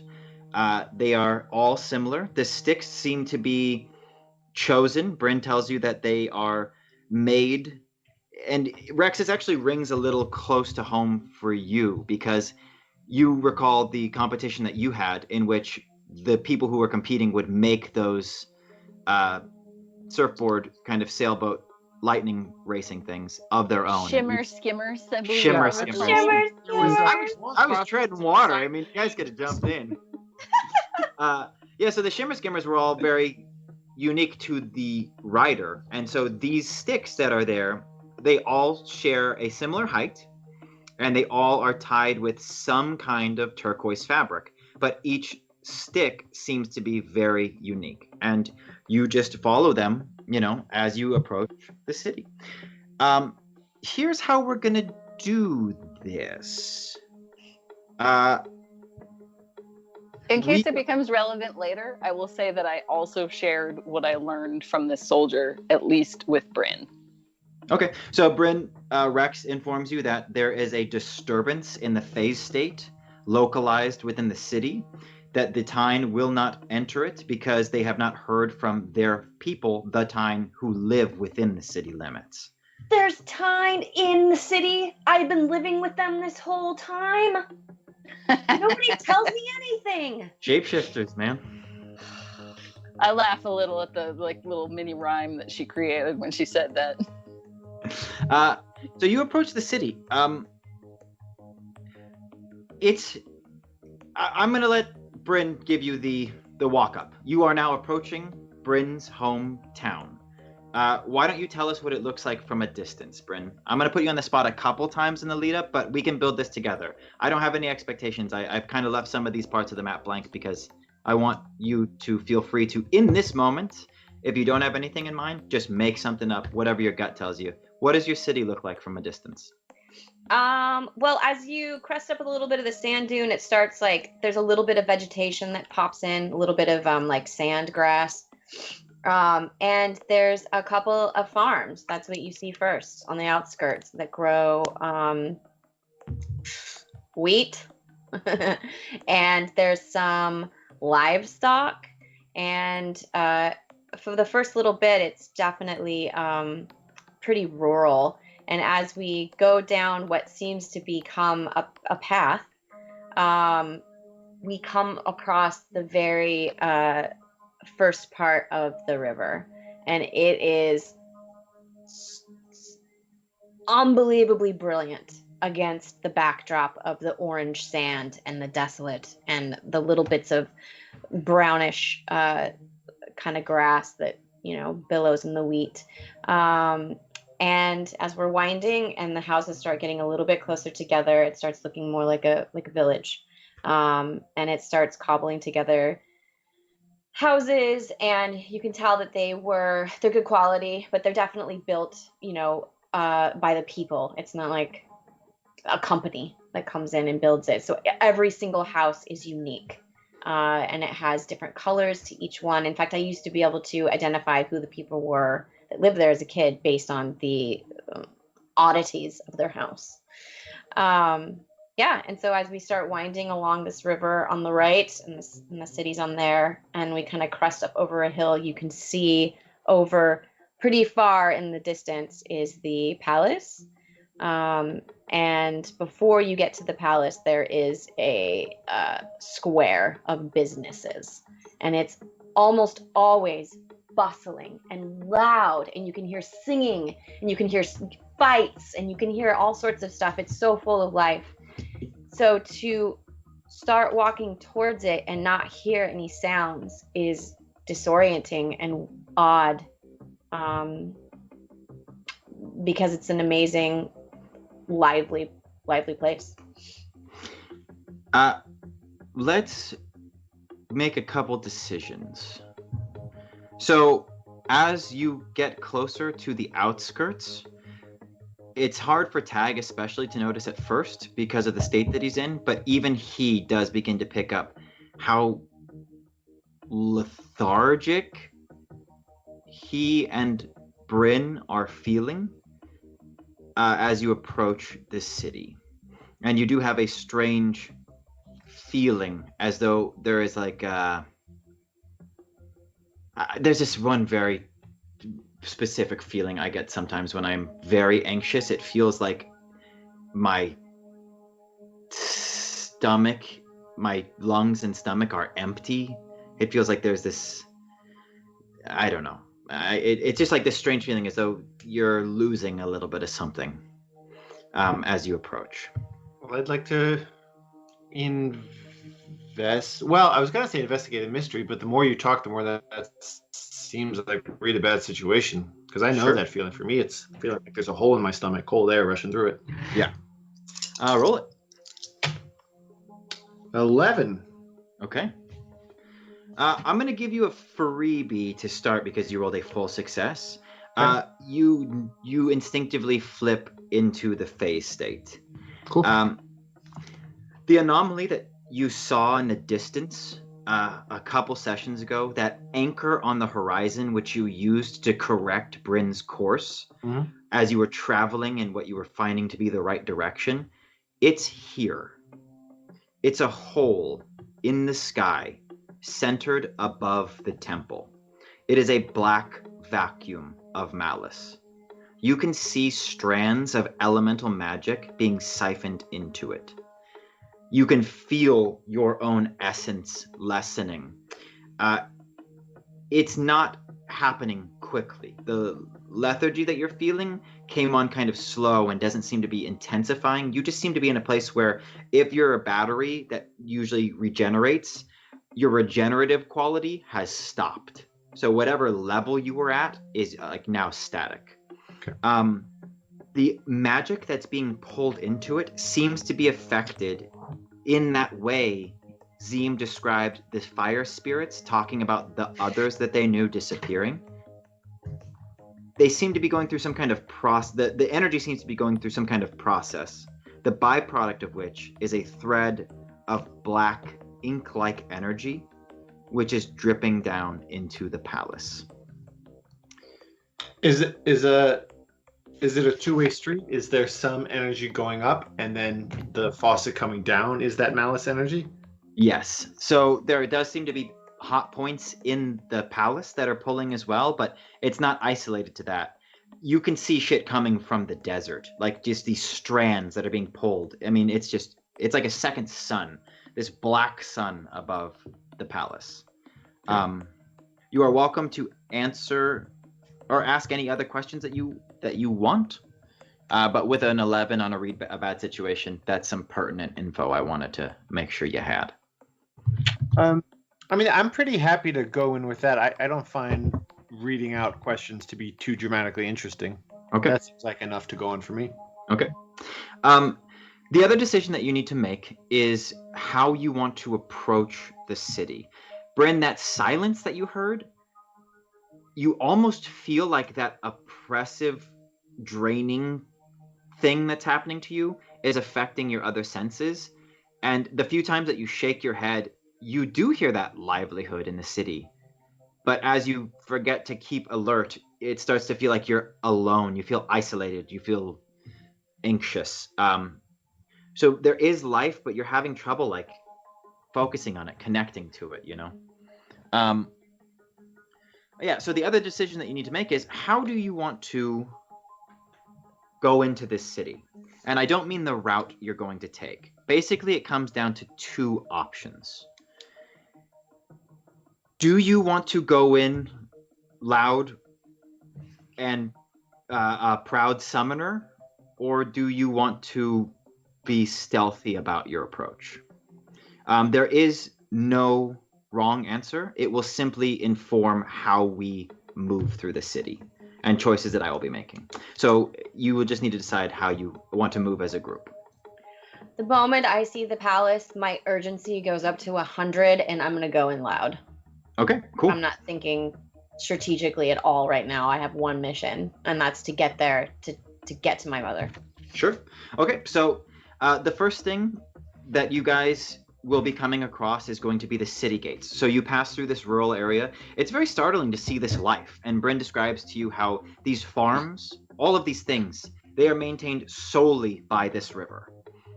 That you get the impression, and the fairy tales that she's heard about this place is that before this river, there was no life on this planet. Which murkies where the summoner line came from, or the other people, or any of these things. You know that the Tyne were here since the beginning of the planet, but there are other creatures here. It's not just humans who are on this planet. So before this river, nobody really knows. The summoner history is a little weird. Maybe we get into that. That's Bryn's deal. But you do pass through this rural area. And as you approach, the houses do get closer and closer together, and they are very colorful. But then the walls of the city proper rise up above, and you see a big gate. It is currently closed, and there are several guards standing around it, more milling around it. They don't seem to be very alert, and they're all wearing these dark navy-colored uniforms. And if you're going in loud and proud, I imagine you approach the gate as a summoner. Bryn, what do you say? They all snap to attention, and they actually look very nervous. I'm gonna go up to the. They're in front of the gate or behind the gate? They're in front of it. Oh, okay. I'm gonna walk up to the one that's on my left, and I'm gonna say hello. I don't recognize her, so I want to know who. I'm just like, hello. What's your name? I am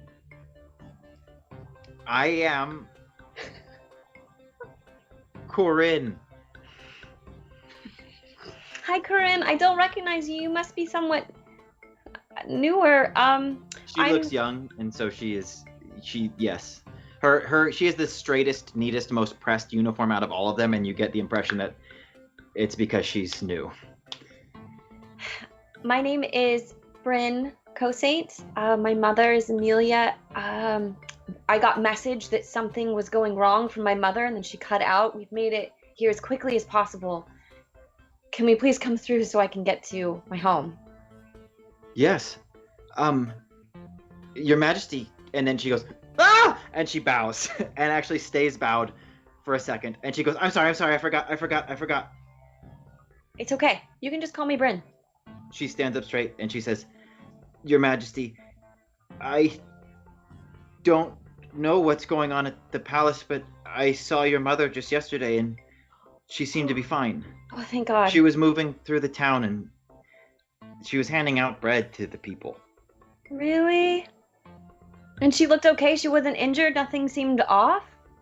Yes, I saw her at a distance. I was here at the gate, but she came all the way down and walked through the farms and delivered supplies. She had a retinue with her, a caravan that were helping her. She was not doing this alone. She was under full guard, but she did appear healthy. I take a moment to let that sink in. Okay, well that's the best news I've had in a long time. So, I'll just go see her. I'll check in with her. Yes, of course. She turns around and realizes that she's gonna tell somebody to do something, but they all outrank her. So she just runs over to this little guard tower that's nearby and knocks on the door.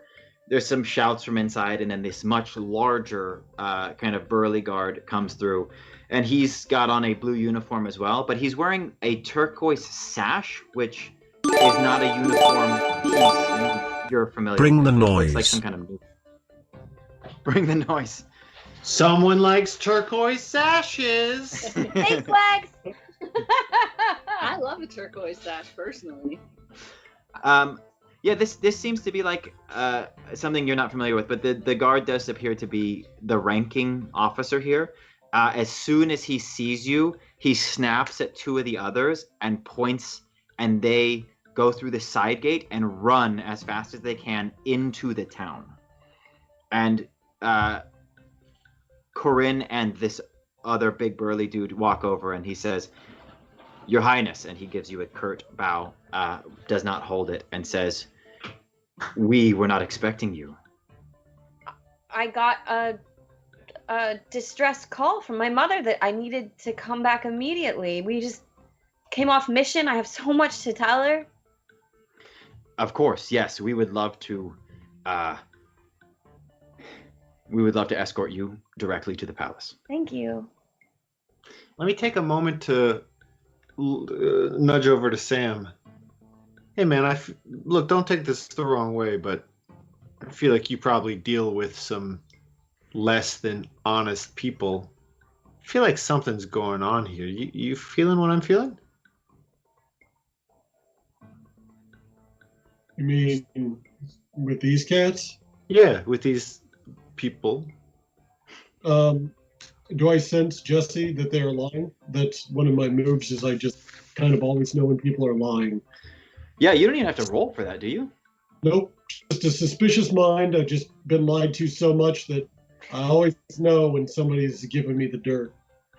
Yes. So, Corinne, you can tell that as far as she knows, she is telling 100% the truth. This fellow also seems to be telling the truth. They were not expecting the summoner, and he would be happy to escort her immediately to the palace, but what you get is a sense that he is not telling the whole truth. So it's less about a lie and more about concealment. Hey, man, why don't you just, run it all out for us? Don't save any red carpet for later at the palace. Just put it all out now. I beg your pardon? Yeah, the stuff you're not saying. She's the summoner and all. And it'd be a real shame for her to have to, turn you into a human candle or whatever it is that they do. You're going to roll manipulate someone. All right. Do I hear this, or is this out of my earshot? That's up to you guys. I assumed you're all standing in a pretty tight huddle. Nope. I'm not trying to hide anything from anybody. This is ridiculous. That's 12. Okay. So Hot on a dog. 10+, they'll Hot do it for you dog. for the reason you gave them. If you ask too much, they'll tell you the minimum it would take for them to do it. Okay, so yeah. He says, he looks to be actually pretty uncomfortable to be spoken to like this and also caught in this deceit. And he says, the desert has been dangerous lately, and we are just very surprised to see you walk out of it. You seem to be in a state. I wouldn't want the summoner to be anywhere else except inside the safety of the palace right now. So, I feel that her mother would be the best person to fill her in. Well, Tag, there you go. He's a little, To fill me in? On what has Fill been her- happening lately, since the event. Well, it's a long walk. Why don't you walk with us? You can fill me in. I would like to be a little bit more informed when I see my mother. He sees an opportunity and says, you seem to have already developed a rapport with Corinne. I am unable to leave my post, but I would be happy to send her with your guards to answer whatever questions you might have. Thank you. He claps and the gate is lifted. And you enter into the city. It is a lively place. There is incense burning. There is a lot happening. There is a lot of busking, a lot of like pop-up shops that are just outside people's houses or just in like a couple different thoroughfares of like impromptu marketplaces. It's a kind of tense atmosphere, and there's not as much singing and laughter as Bryn has described. It seems like everybody's on edge, but it seems to also to be as business as usual. And you start to move through the city. Bryn, Yes. how great is that about your mom? That she's okay. She's great. I know, but it's so weird. I don't feel the connection I usually feel. Maybe something's off with me. I don't know. What do you mean you don't feel the connection that you usually feel? Usually I have this sense, an awareness of my mom, my mother. It's very small, but it's always kind of tucked a little bit inside my heart. And I always feel it. It's very comforting. And right now I don't feel anything. It's half the reason I've been freaking out so much. Okay. So it could just be me. I don't know what happened on the... No, it's probably not you because I saw a body. We see lots of bodies. What are you talking about? I know. I have gotten myself into a position that this is not the way that I wanted to. So Corinne saw your mother, and that's great. So we know that your mother's okay and she's safe. I didn't say anything because it's just the silliest thing. There's so much weird stuff that's been happening, and one of those weird things is that I just had this it's not even a dream because it was just a single image, really, just of a summoner, or I don't even know if it was a summoner, just someone in summoner robes, lying down in the way that some people nap and some people are dead in the palace. Which I'm sure is probably nothing, but maybe just to make both of us feel better, you and I can kind of link those psionic powers and see if we can amplify that little heartbeat monitor that you were talking about for your mom. Can you take me into that image so that I can explore it? Yeah, I can, but are you sure? Yeah. I mean, it is. Okay, and when she says yeah like that, I just shut the fuck up and click right into it. Sure. Both of you just roll plus weird for just to give me a baseline of how much I can fuck with that. And while they're having this conversation, Rex has grabbed some pizza from one of the nearby stalls. Oh, for sure. It's like real good too. Sam has some lingering memory of a pizza kitchen, just basil and a whole bunch of people laughing, and he just strangely feels like envious of Rex's pizza for some unexplicable reason, but says nothing about it. And I can see him eyeing it, so when he looks away, I buy another slice and I hand it to him without looking at him. Begrudgingly, he takes it, just sort of like, I guess. Devours the pizza as slowly as possible. Appreciate it. Whatever. That's a treat. It's just a slice of pie. My roll is 9. Okay, cool. So that's a full success from Bryn, and a half success or a partial success from Tag. Okay, so here's what's happening. How do you guys want to set this up? You just want to do this while you're walking? Mm-hmm. Which is possible. I think that you've got pretty powerful mental connections and you've been flexing them. So if you want to just continue walking as Rex is munching on pizza and... Let's say that We were walking for the most of this little conversation that we had, and when she said "show me," it was enough to kind of stop us a bit for this moment. Okay. Yeah. So it's startling because you are both now in the throne room. There is a body on the floor in summoner's robes, lying face down in a puddle of blood. I forgot to tell blood. The tapestries that are around you are on fire, but you feel no heat coming from them. Also forgot to mention that part. And there is a lot of not mentioning. A hooded figure sitting on the throne holding your mother's staff. You seem to be in a place that is moving at 1/100th the speed of life. And so you are not in a frozen image, but the flames are barely moving. And you do get the impression that you are in a pocket of the phase state. Just because I like magic and I think it's cool, I would envision Tag projecting a memory into your brain at such a level that the two of you can share it like a vision. And so you are getting the impression that the way things are moving at 1/100th the speed in this place are an indication that you are like not moving at regular speed in regular life. So you might have a second to explore this place without worrying about things continuing forward in the real world. Mm-hmm. Okay. This is the second instance in which Tag has tapped into time as well, which is weird. So you are now in this place. What would you like to do?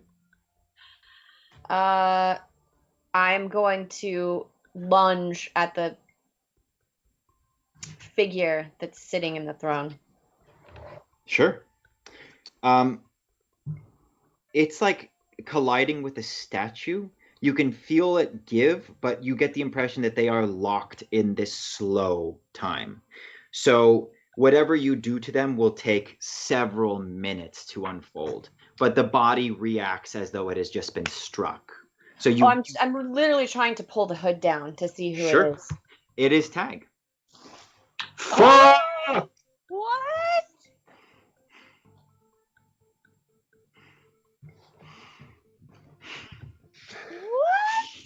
Okay. I immediately drop the memory. Bryn, I don't know. Just a second. You got a partial success, my dude. You're not in complete control of the memory.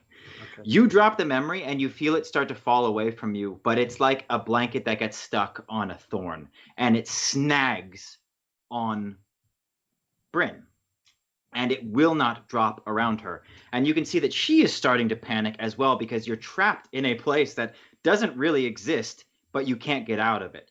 And as she looks to you in fear, you can see that the bottom of her eyes are starting to fill up like a glass, but the liquid that is filling them up is jet black. And she says this.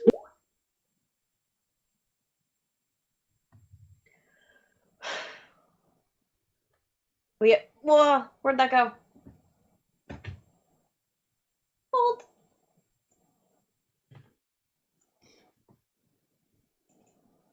You're just falling backwards, Tag, and you can tell that you cannot escape until Bryn releases the illusion. But she seems to be stuck now in the same speed that you were seeing the world move around you. But when she speaks, it is in a regular speed. Hold on. Got it. We have no intention of harming you, Tag, when we have so many assets with which to destroy your resolve. No, Bryn. The figure on the ground stands up, and you can see a large wound in their torso. Not Bryn. And it is Bryn. And that figure twists the staff around. That is Bryn's staff, which it was lying on, and walks over to the Bryn you know to be the real one, and swings the staff back like a baseball bat and smashes it into her. and the two of you are flung back into reality and are lifted off of your feet and smash into a market stall. Fruit goes flying, and you are now back into the regular reality.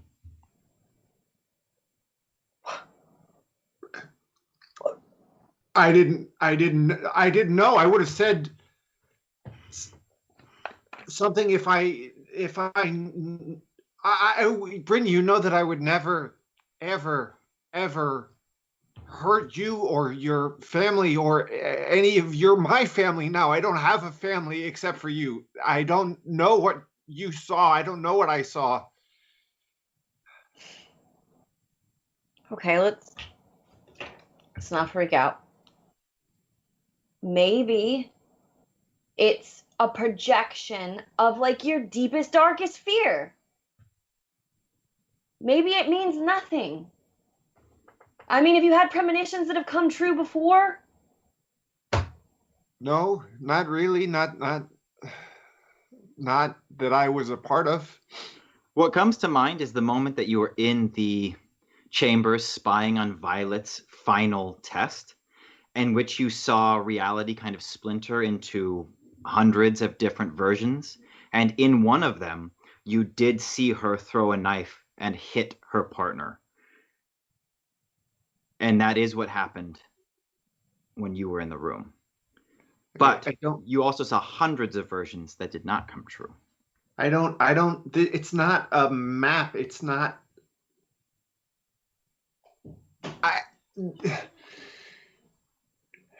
Everyone is talking about how we're locked in to one thing, one choice, one future. And I just don't. I know that that's not the future. That's not what we're locked into.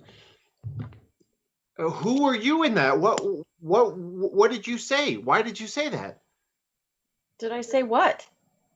The thing about when you said about destroying me. I don't know what you're talking about. I saw myself dead and you over me, ruling in my place. That's what I saw. I don't want to rule in your place. That's just not me. And I think we've made enough of a noise that I'm looking around to the rest of the group.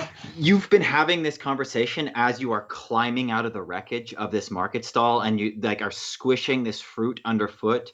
I'll pay for that. Don't worry about it. But there is like a lot of commotion now. People are now gathering around you. The stall owner is yelling not at Bryn, but at Corinne actually, because she's the lowest ranking official, and so he's just yelling at her because he feels like he can get away with it. And you see a crowd forming, and on the other end of this alleyway, you see the two guards who had taken off into the city ahead of you, heading back your way, pushing people out of the way, and four more big burly guys wearing the same navy blue uniform, but having those same turquoise sashes around their chest and upper body. And they are now trying to get to you guys. Give me a quick, what do you guys have on you, item-wise? Not like med kits and shit, but like character items. Tag is nude. Awesome. So I'm wearing a hula skirt, and I think that's it. Yeah. Bryn, you have a necklace. What else do you have? I have a necklace. I've got a very dirty tunic, still from way back when, that was linen at some point. Mm-hmm. And some just cream pants that they're not that killer anymore. And my staff, and I've got a small bag that I believe I would have put the invisibility cloak into. Sure. After I yanked it off Tag. Rex, what do you got? I've got my one knife, and then I've got my one blade, or not blade, but knife handle without a blade that I've been trying to refashion a blade for. I've got Graflex, of course. Okay. I've got my magnifying glass because we established that earlier. Sure. I think I got what I need. Okay. Sam, Rex, roll act under pressure plus cool.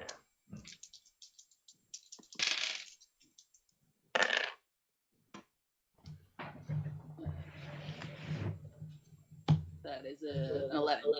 Oh, perfect. Okay. What did you get, Sam? You know, that's an interesting question. Now, by adding 0, do you mean positive 0 or negative 0?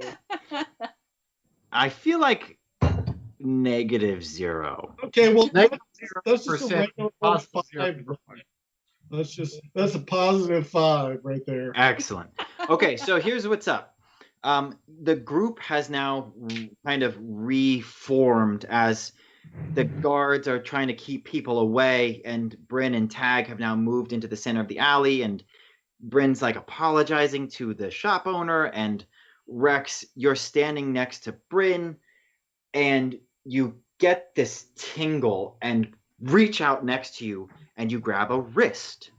And in this wrist is a little dagger. And this dagger is being held by a youth who looks to be about 9, maybe. He does not seem to be trying to attack you. The dagger is actually still half into the bottom of Bryn's satchel. There is a youth standing next to him, sliding the invisibility cloak out.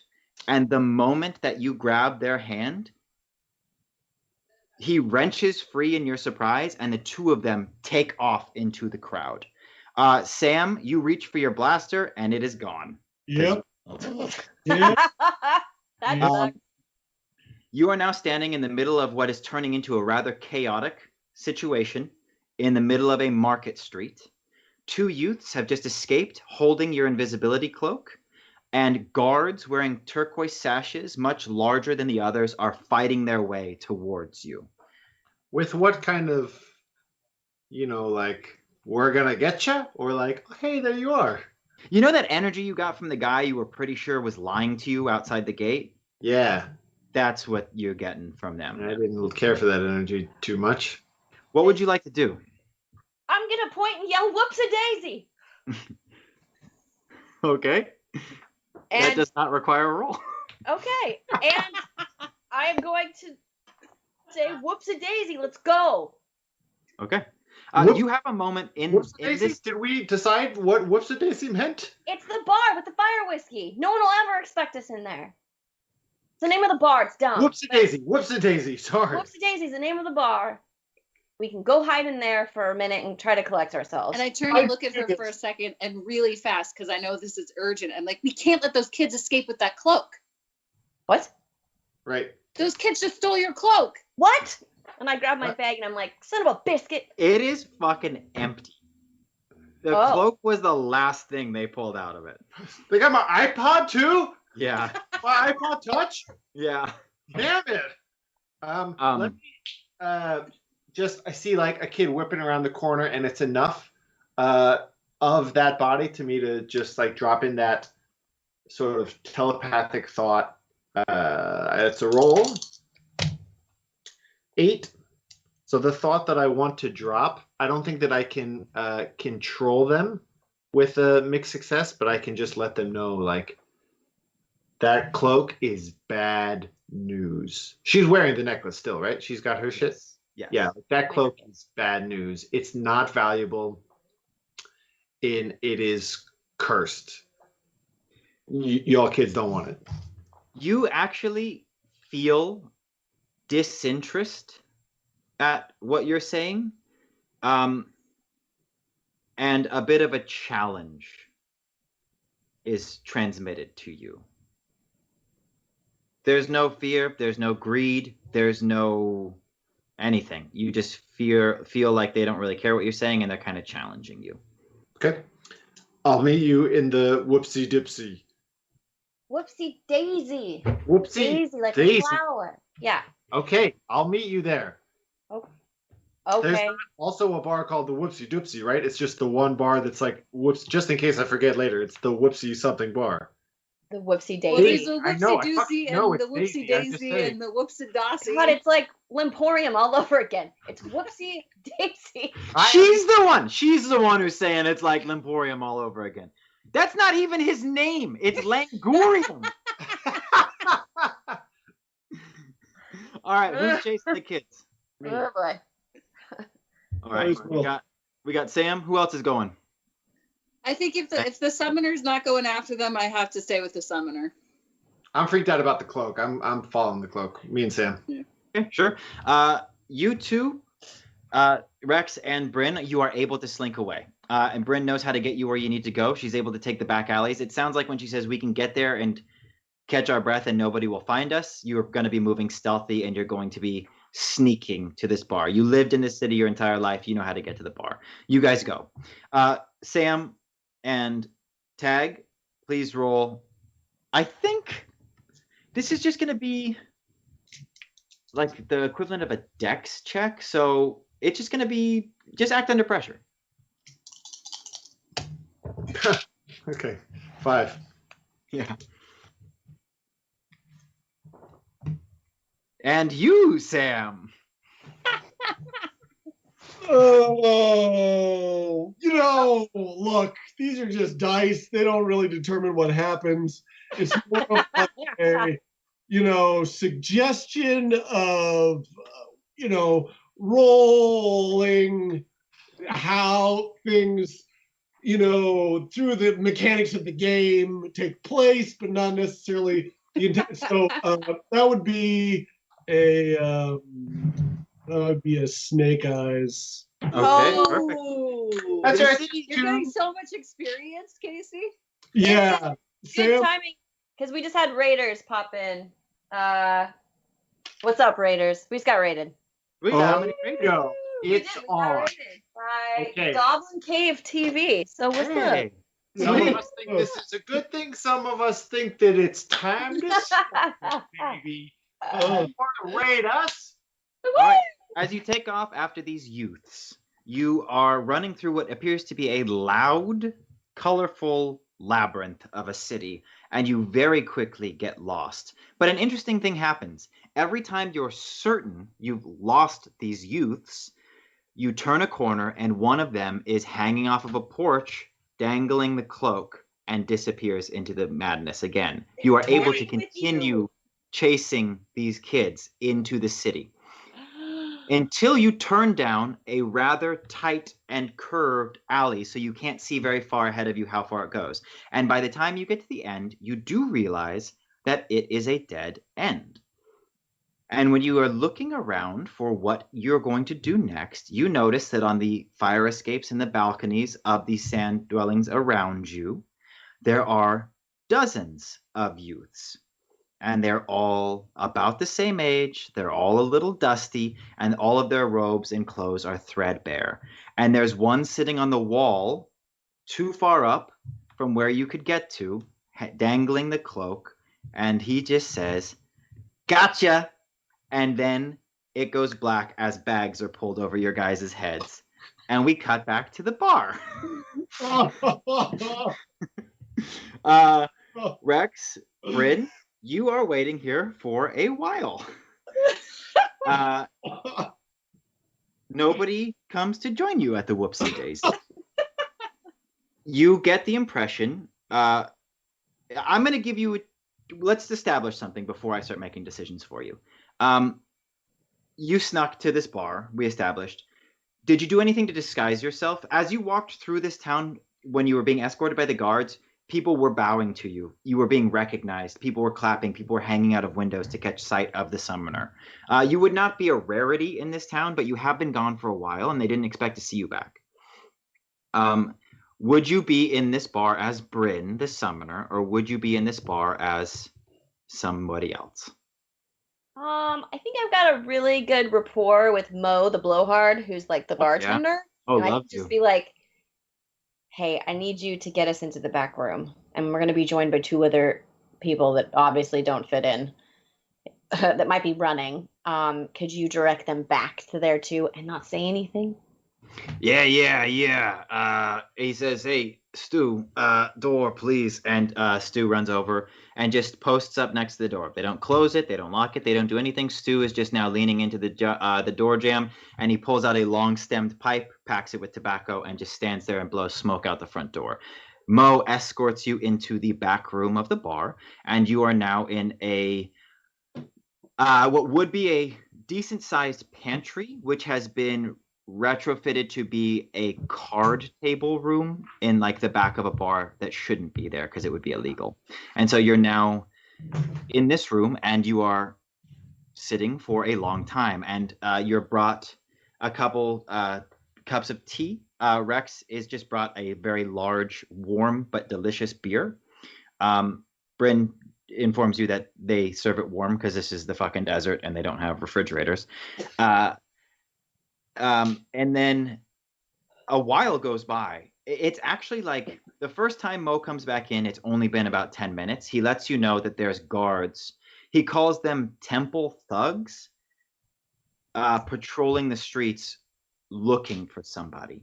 And then, you know, an hour goes by and he comes back in and he says, it's still kind of crazy out there, but nobody's come in looking for you.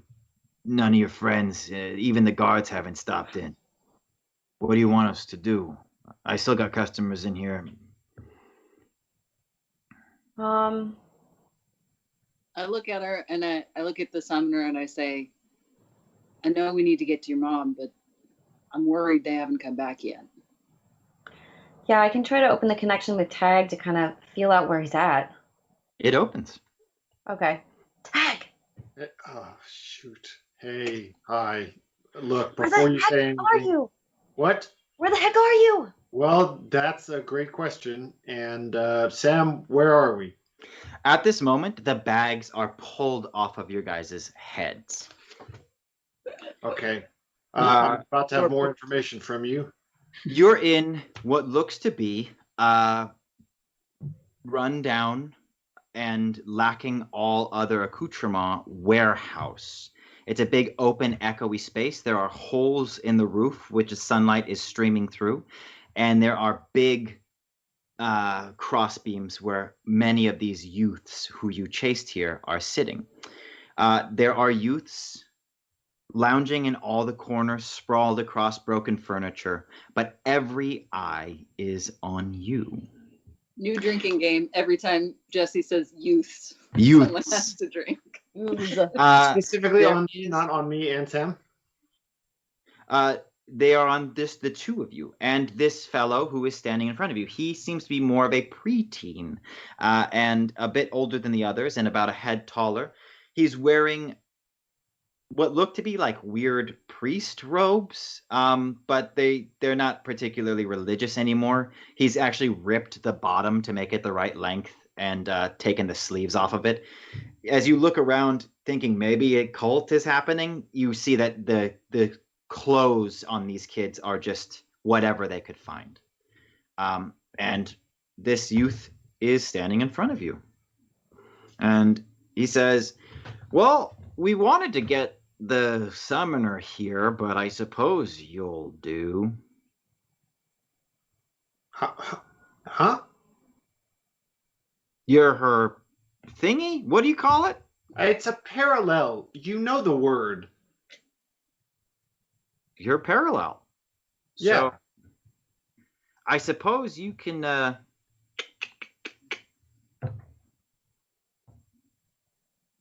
What? No, the look, something's wrong at the palace. The connection is off right now. What do you want? I'll just tell her. Why all this smoke and mirrors with the hoods and all this stuff? If you just wanted to talk to her, there's a million different ways to go about this. You don't have to take our stuff. You had 8-10 guards around you? More of those temple thugs on the way? You think they're gonna let us walk up to royalty? What you think the better move is to kidnap her personal guard? He snaps, and one of the other youths, Drink, walks up holding a rolled scroll. And he walks over. I think as soon as he snaps and the other kid walks up, it's just like immediately my sort of like I'm being a cool guy. Like I'm talking to some 12-year-olds and like I do flinch. He unrolls the paper. You are bound by your wrists. It's not very tight. It just seems to be some rope, but it is an effective tie. Same with you, Sam. And your legs have been tied from the ankles to the chairs that you're sitting on. Again, just common rope, but an effective tie. This kid unrolls what appears to be a rather detailed map of the city on your lap. And he points to a little hut that looks like it has a beer mug drawn on it. And he says, "They tell me she's here." And then he goes through and starts to trace his finger around some very removed alleyways. And you realize that if you'd like to, he is relaying to you a very sneaky way to get from there to here. Hey, man, listen. It's going to be a pretty steep hurdle to go from stealing our stuff, kidnapping us, tying us up in these chairs, to me just inviting my buddies to come join us. All right? He steps back and he reaches into his robe. Freak out again. And he pulls out an old, dusty book and he raises it into the air. And when he does, all of the other youths drink follow suit. Every single one of them. They all reach into a hidden pocket and they pull out a book and they all raise it into the air. Is that Tough Club? What are you guys reading? Though no volume is the same, each of the novels all belong to the same series. Is it fucking Tough Club? The Tough Club. Fuck yeah. Yeah. He says, "Look, we're the Tough Club fan club, and we're the real protectors of this city. Those guards that were taking you there, they would have turned you right over to those temple thugs, okay? And once you go to the palace, you don't come back." All right. If you're really the Tough Club fan club, riddle me this. Harriet, when she goes to the chateau in book 3, thinking that she's going to find her grandfather's enchanted armoire, actually discovers what? He snaps his fingers and says, "Marcus," and one of the youths slides down off of the rafters from the top, walks over to you without looking, flips to the exact same page in book 3 that you're referencing, and says, "A broken saddle." A broken saddle. Oh my fucking god, dude. Yes.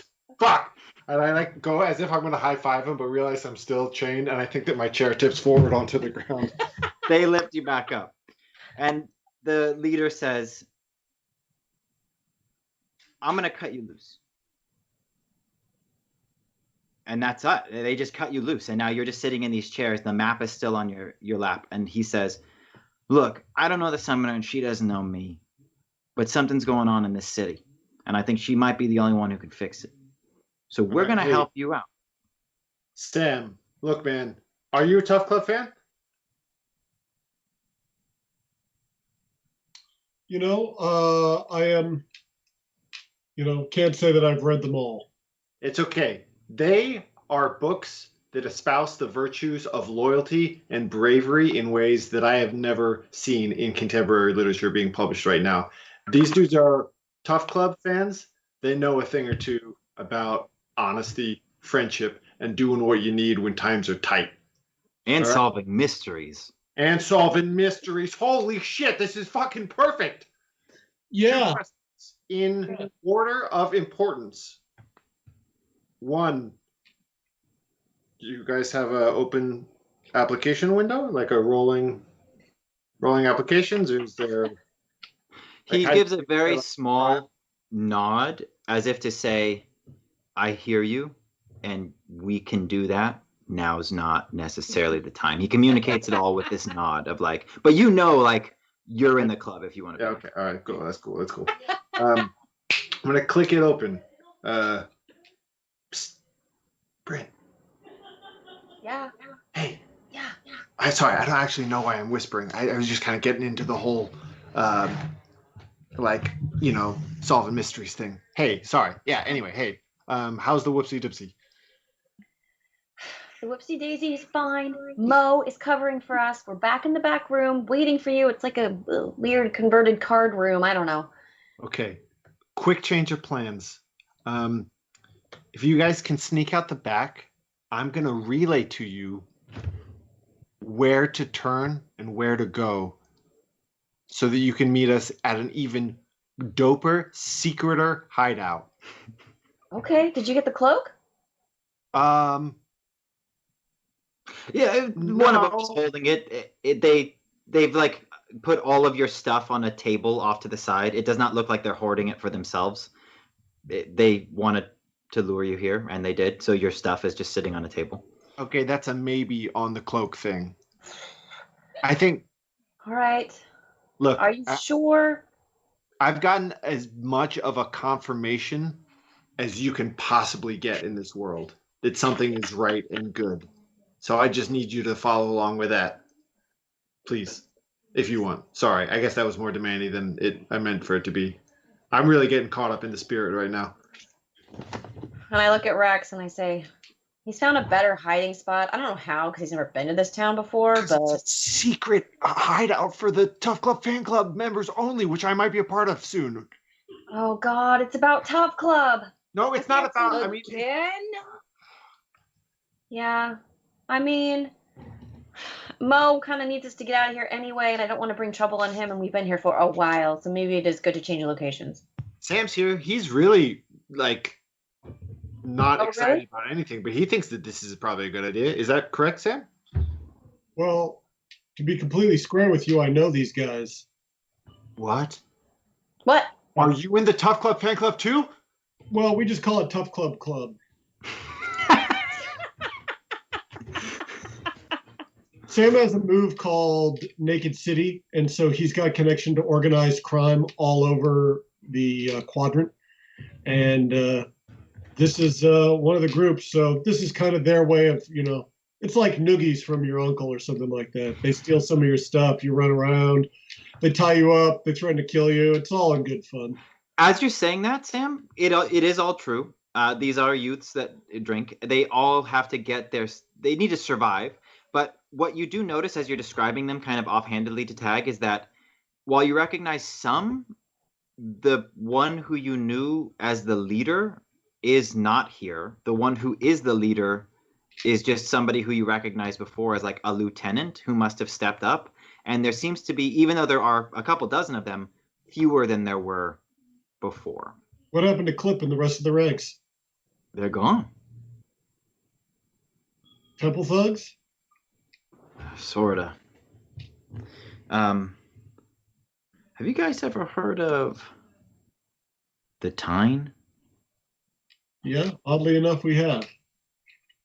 Well, they have been taking care of us for a while. And this leader, who introduces himself as Stib.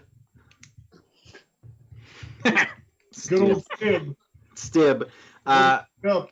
Tells you this story about how this group of orphans, for the most part, but also just like a collection of other urchins who are not principal members of the club, they band together and they use the Tough Club as a way to kind of brand themselves and differentiate themselves from the other gangs, but they are less.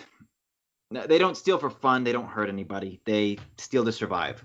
But he tells the story of how there are certain people in this town who don't seem to age. He does not describe the Tyne in their true form. He describes them as changing face people who never get old, have been watching over them in a kind of satellite sense for a long time. And as the ranks of the Tough Club turn over, these changing face people do not. And so as their protectors, they don't do anything to assist them in theft, but they do keep some of the larger gangs from finding them. It's a lot of illusory stuff, Maybe people can't find their way to this particular hideout, or it looks different from the outside, stuff like that. But over the last couple weeks, about a month actually, the changing face people have stopped making contact. And once the last one stopped, members of the Tough Club started disappearing. But they describe it as not unique to their situation. Other members of gangs and urchins and street people, people without steady employment or families, have also been disappearing too. And the Tough Club was able to hold out for a bit longer because of their protection from the changing face people. But once that stopped, they started dropping like flies. And so Stib took over for Cliff once Cliff disappeared.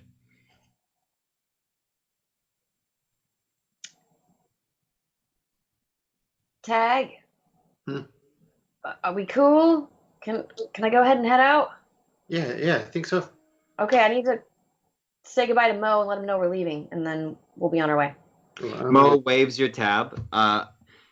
Tag is able to, with Stib's help, navigate you through the city using these back routes. They're not devoid of guards, but it is a route that is very, very, very on the down low. And there's like these little Tough Club kids kind of posted up at different places. And a couple times they like give you a loud whistle and like get you to stop. And then way before you see that guards had just passed and you're able to go. And then you all convene at the hideout, which is in a warehouse on the edge of the like industrial part of the city. There's not much industry in the walls of the city, and so a lot of the warehouses are in disuse. But you join. Everybody is now in the Tough Club hangout. Can I do an investigative mystery to try to determine whether or not the disappearing youths, everybody drink, thank you, Rex, That's what was happening. Sorry, I was... were actually Tyne in disguise from the beginning, or if somehow the Tyne were guiding them away for some other need. Ask that question one more time. I just wanted to try to investigate a mystery to see if the disappearing youth were actually Tyne in disguise. Mm-hmm. And so the Tyne disappeared, the youth disappeared, drink, or whether or not the Tyne's disappearance was only an ancillary aspect of the disappearance of the youth. No role necessary. From the story, you can gather that leadership ages. And once you get to a certain age, you know, Stib is on the cusp of when he will no longer be a part of the Tough Club because he's a bit too old. Right. And so once you get out of this very youthful category, you kind of move on and you have to fend for yourself. Okay. So you're able to piece together that the disappearing youth were not Tyne, at least not overtly, because they had been seen to age. And that distinction is how they can tell the difference between their members and the changing face people. And they also tell you that the changing face people never took the form of youth. Cool. Good to know. Thank you. So you're there, and Stib approaches the summoner. They all climb down from their perches. They all bow, and several people, Marcus included, bring over all of your items, and they lay your items at your feet. And Stib says from a kneel, he says, "I apologize, Your Majesty. We meant no disrespect, but we could see that you were headed for a dangerous situation, and we felt that we had no choice." Why aren't you in school? They all just start laughing. Why is that so funny? You're all youth. You should be in school. She's funny. They take a second and they say that we're not allowed to be at school. Why in the world aren't you allowed to be in school? Because we don't have families. And the families pay taxes, and only citizens can go to school. Well, that's the most ridiculous thing I've ever heard. That can't be right. I think you are being confronted with some information that is new to you, Summoner.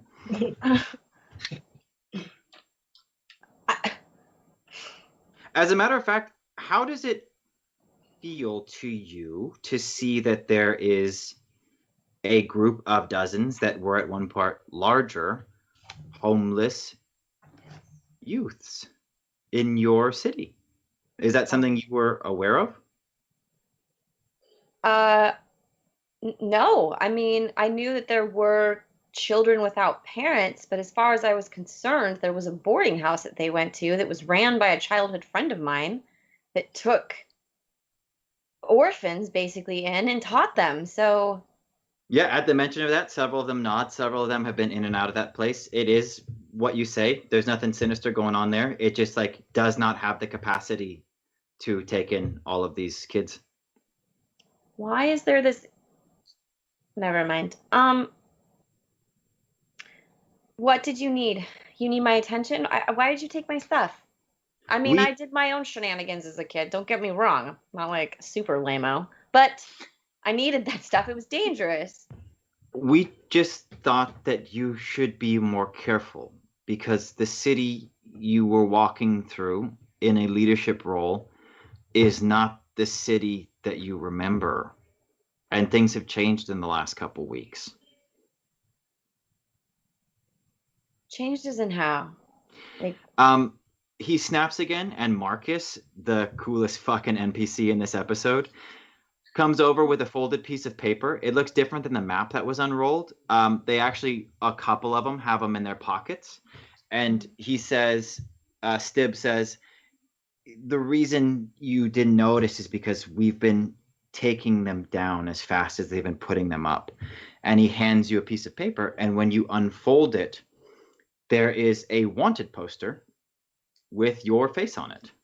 But it's worded in a very interesting way because it does not say wanted. It says any information about the summoner's disappearance should be brought to the attention of the palace guard. summoner's disappearance. Did they not know where you were going? You were on a It was on diplomatic. an official mission. Yeah. They knew, but there's strange rumors that have been circulating around the town lately, and it seems that the official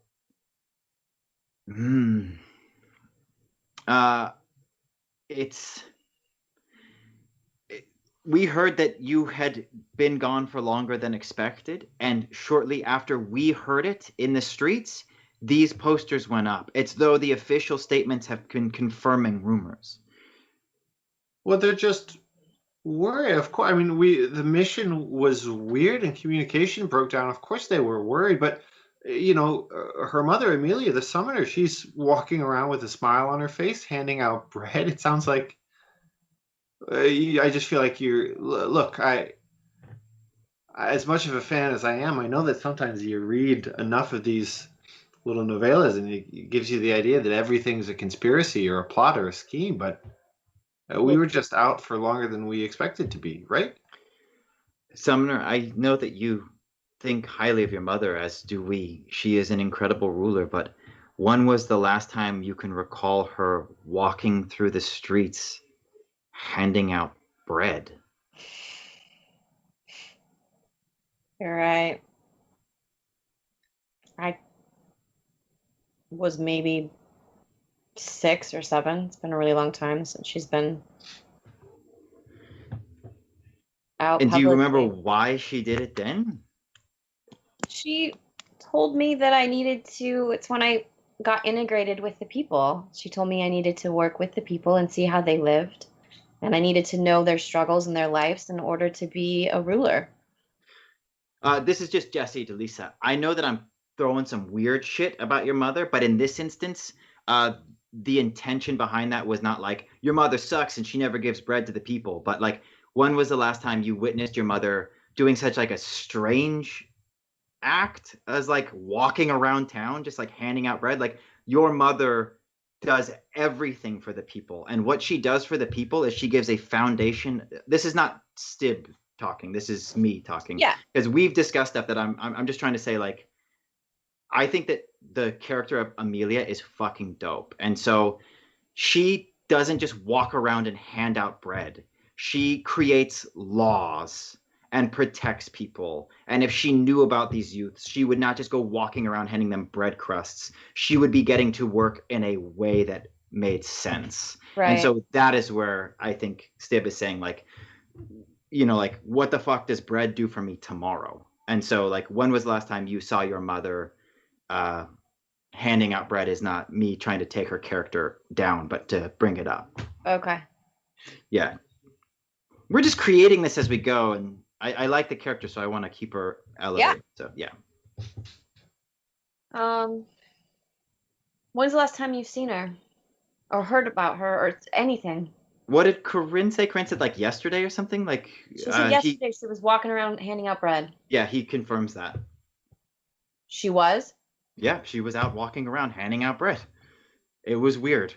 So what do you make of this? It sounds like you don't buy it, and it doesn't make sense to me either. But do you have you seen the we call them temple thugs, but have you seen the palace guard?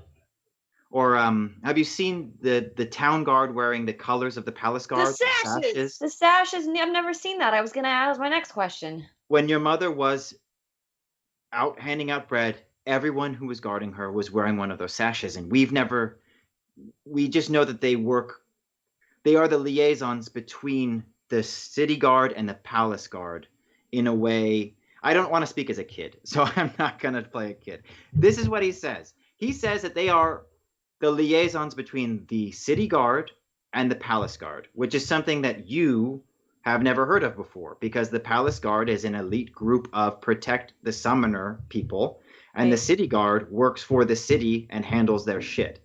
But he describes a situation in which these sash-wearing big brutes are taking control of the city guard.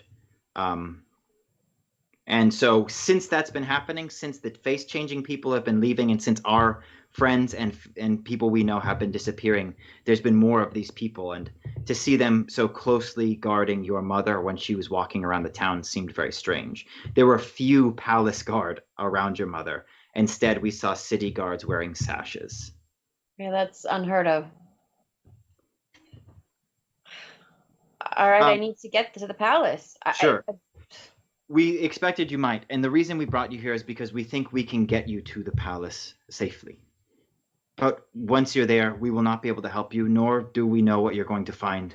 But if anybody can fix this, if anybody can bring the face-changing people back, it's you. I'm sorry that you guys, I didn't know your situation, and it's something that I'm going to work to remedy. Do you have enough food? We got plenty of bread as of yesterday. All right. Thank you for your help. I really appreciate it. To me, yeah, this is Justy talking again. Yeah, to me, I think what I would see, maybe Bryn see, and correct me if I'm wrong, it's not that the city's horrible, but perhaps you've had an unrealistic view of what your mother, even though she is a strong and generous ruler, is able to accomplish.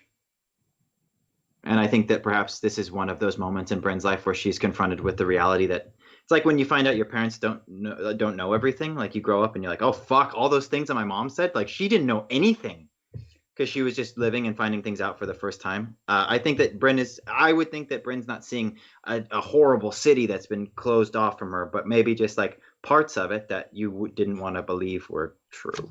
Well, and also, why is there so many orphans all of a sudden that it's overfilling the boarding house? Like, that's new. Like, what's happening to these people's parents?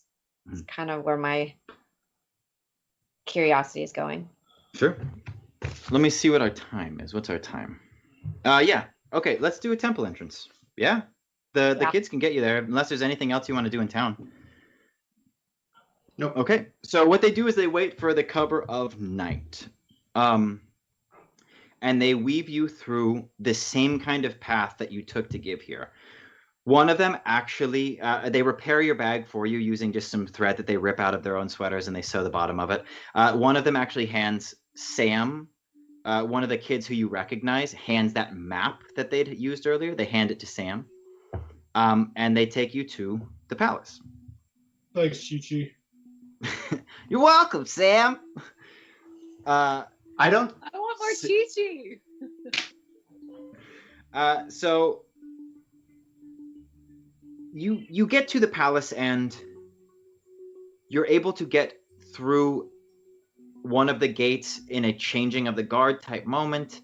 The kids create a distraction and you're able to slip in, and you find yourself in the long walkway that leads to the steps which lead up to the palace. Bryn, do you just want to quickly tell us what the palace looks like from the outside?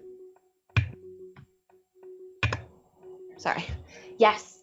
From the outside, it is built in a sort of cream, I don't even know, like marble. Mm-hmm. And it's extremely smooth. And the outside has actually a courtyard that's kind of a common area sort of a thing, so that the people from the town can actually see the base of the castle, or the palace, not a castle. And through that you see gates, and it is everything is domed. So every ceiling, every turret, every bit of the palace is domed. And it's got multiple of them. And when you hit the front entrance past the gates, it's just this arced, ginormous archway that leads into what would be like the formal entrance. Okay. You see, in kind of like the periphery of this place, some of these sash-wearing guards. They all seem to be a bit larger than the others, their contemporaries who do not have sashes, kind of posted up, and you're able to weave through. You know this temple better than you know that city, and you're able, palace. You are able to kind of Ocarina of Time, going to meet Zelda for the first time, weave through the bushes and get to the steps and walk up and sneak into the palace. The palace is a bit quieter than you remember and a bit darker. It seems like every other torch has been snuffed out. There are no guards inside, and you can see that the entryway, which leads towards the throne room, is not guarded.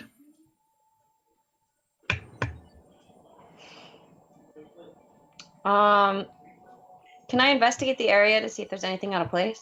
Sure. Read about situation. Okay.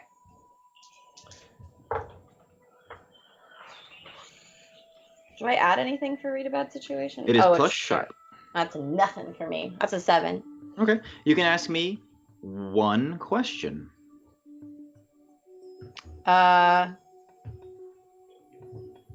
Is anything different than I remember about this room? Sure. You can remember there being a lot more light in the evenings. Your mother has a standing invitation for emergency counsel, and so anytime that somebody from town needs to seek an audience, they are welcome to come into the palace. They are usually escorted under guard, but there's never been a problem. It's not just your family who lives here. A lot of the governing body does business in this. It's a huge building. They do business here, and so they would be escorted to one of those places. There would be guards patrolling the hallway. It's usually pretty lax. In your entire life, there's not been an issue. And so there is structure and there is focus, but there's not been any beef. But you are used to seeing guards who you know on a first name basis, the palace guard who wear turquoise uniforms strolling the hallways. So it's a bit darker and there's nobody here. You do see that the door to the throne room is ajar. Oh boy. No, Well- it's a door. Sorry, I couldn't help myself. What did you Said say? It's a jar. But it's a door. Very funny. Trim. High fives. High fives. So punny. I'll go. I want to creep up to it and listen. Sure. You just hear like a murmured conversation coming from the other side. You can't really tell what's being said, but you do recognize one of the voices. It is coming from someone who you haven't seen for a little while, but their name is Varik, and they are your mother's closest advisor. So it is a voice that you would know well because a lot of your tutelage and especially your work with magic was done under Varik's counsel. Is Varik her parallel? Bryn, when I think that thought crosses your mind for the first time and you feel a little foolish because the word parallel has never been said. But now that you've lived with Tag and gone through everything that you've gone to and you've developed this language that the two of you share, you can now reframe your mother's relationship to Varik, and you know that he is your mother's parallel. With a certainty that you are actually angry about because nobody told you in so plain a term. Nobody tells me anything. The most ignorant person in this castle. I think we also need a supercut of Bryn saying, "Nobody tells me anything." That'll be my whole intro. Oh no, but I trust him. I mean, I have no reason not to trust him, so I would definitely walk in. Sure. There, at the creak of the door, you hear a flutter that's kind of like a familiar noise, and you just can't place it. And Varik is... No, what do vultures sound like, Trent? Throne room itself. Yes, it is a large place, like the one in your vision. It is a rather narrow but long room in which many pillars are on the side and big banners of the family colors are hung. And at the far end of the room, there is a throne. No one is sitting on it. Just grab her wrist, not forcefully, but just a light touch before she goes in. And if she turns around to look at me, just give her that thought telepathically. We both saw some crazy stuff here. I don't know what it means. I don't believe it, but you know me.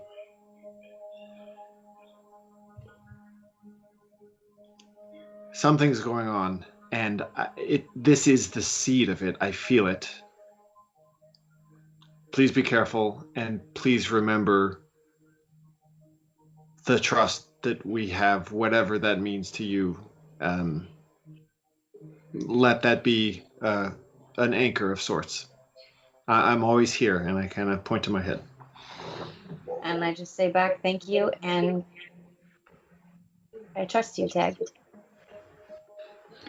All right, you go in, and Varik is standing there. He heard the door creak initially before Tag could stop you, and he's standing there next to one of these very large blue uniform, turquoise sashed guards.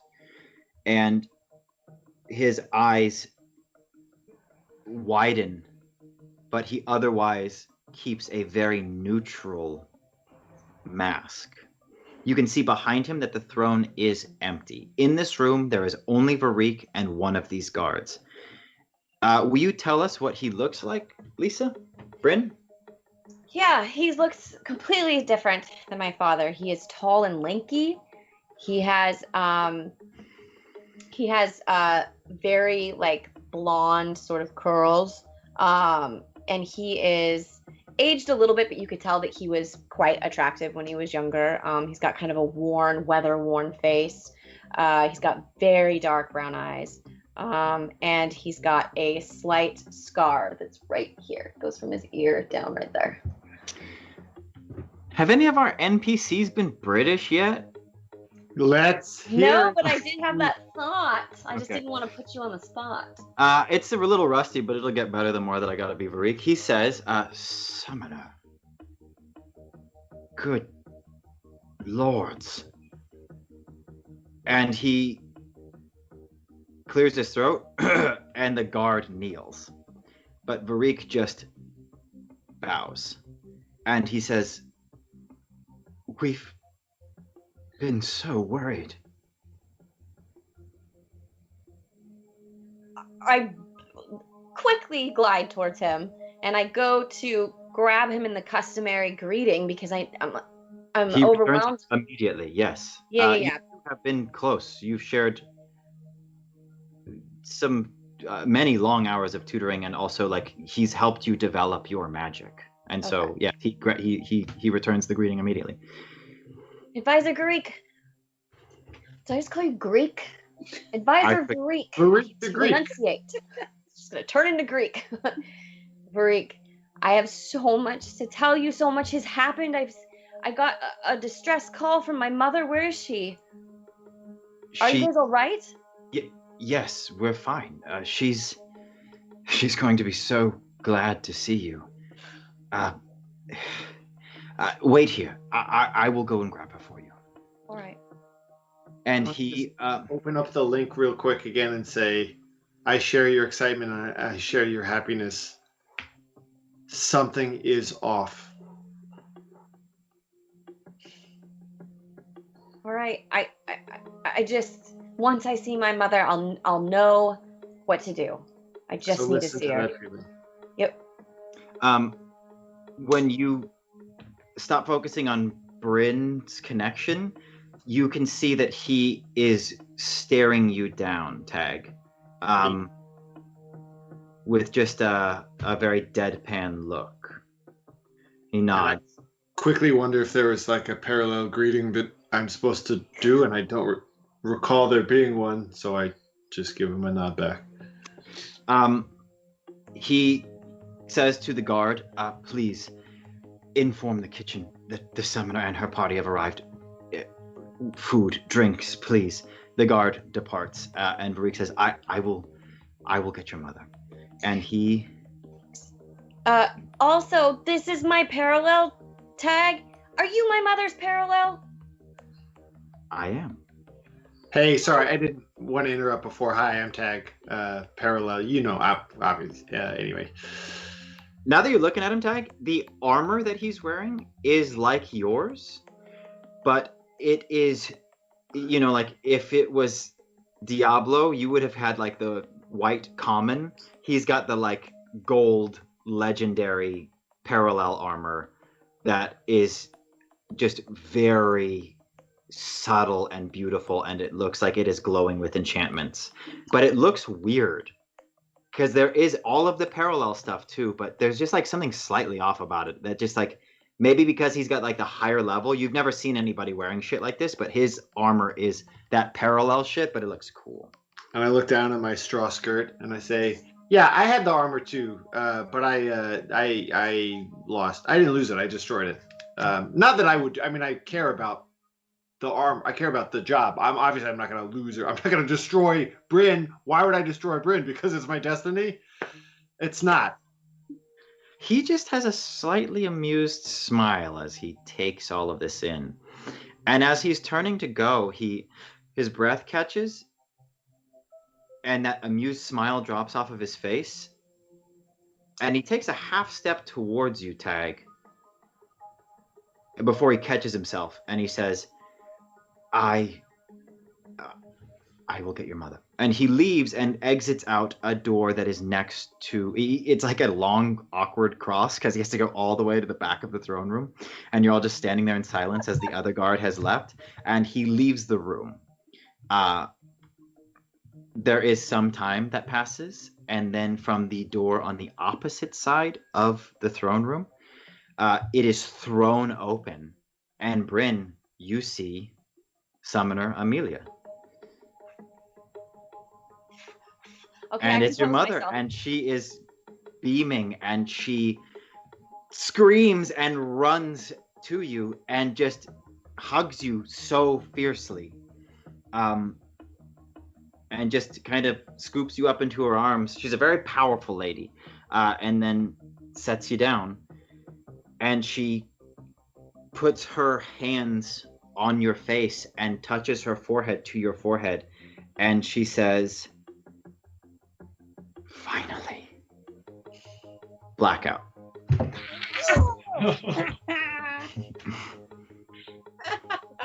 It was very unsatisfying.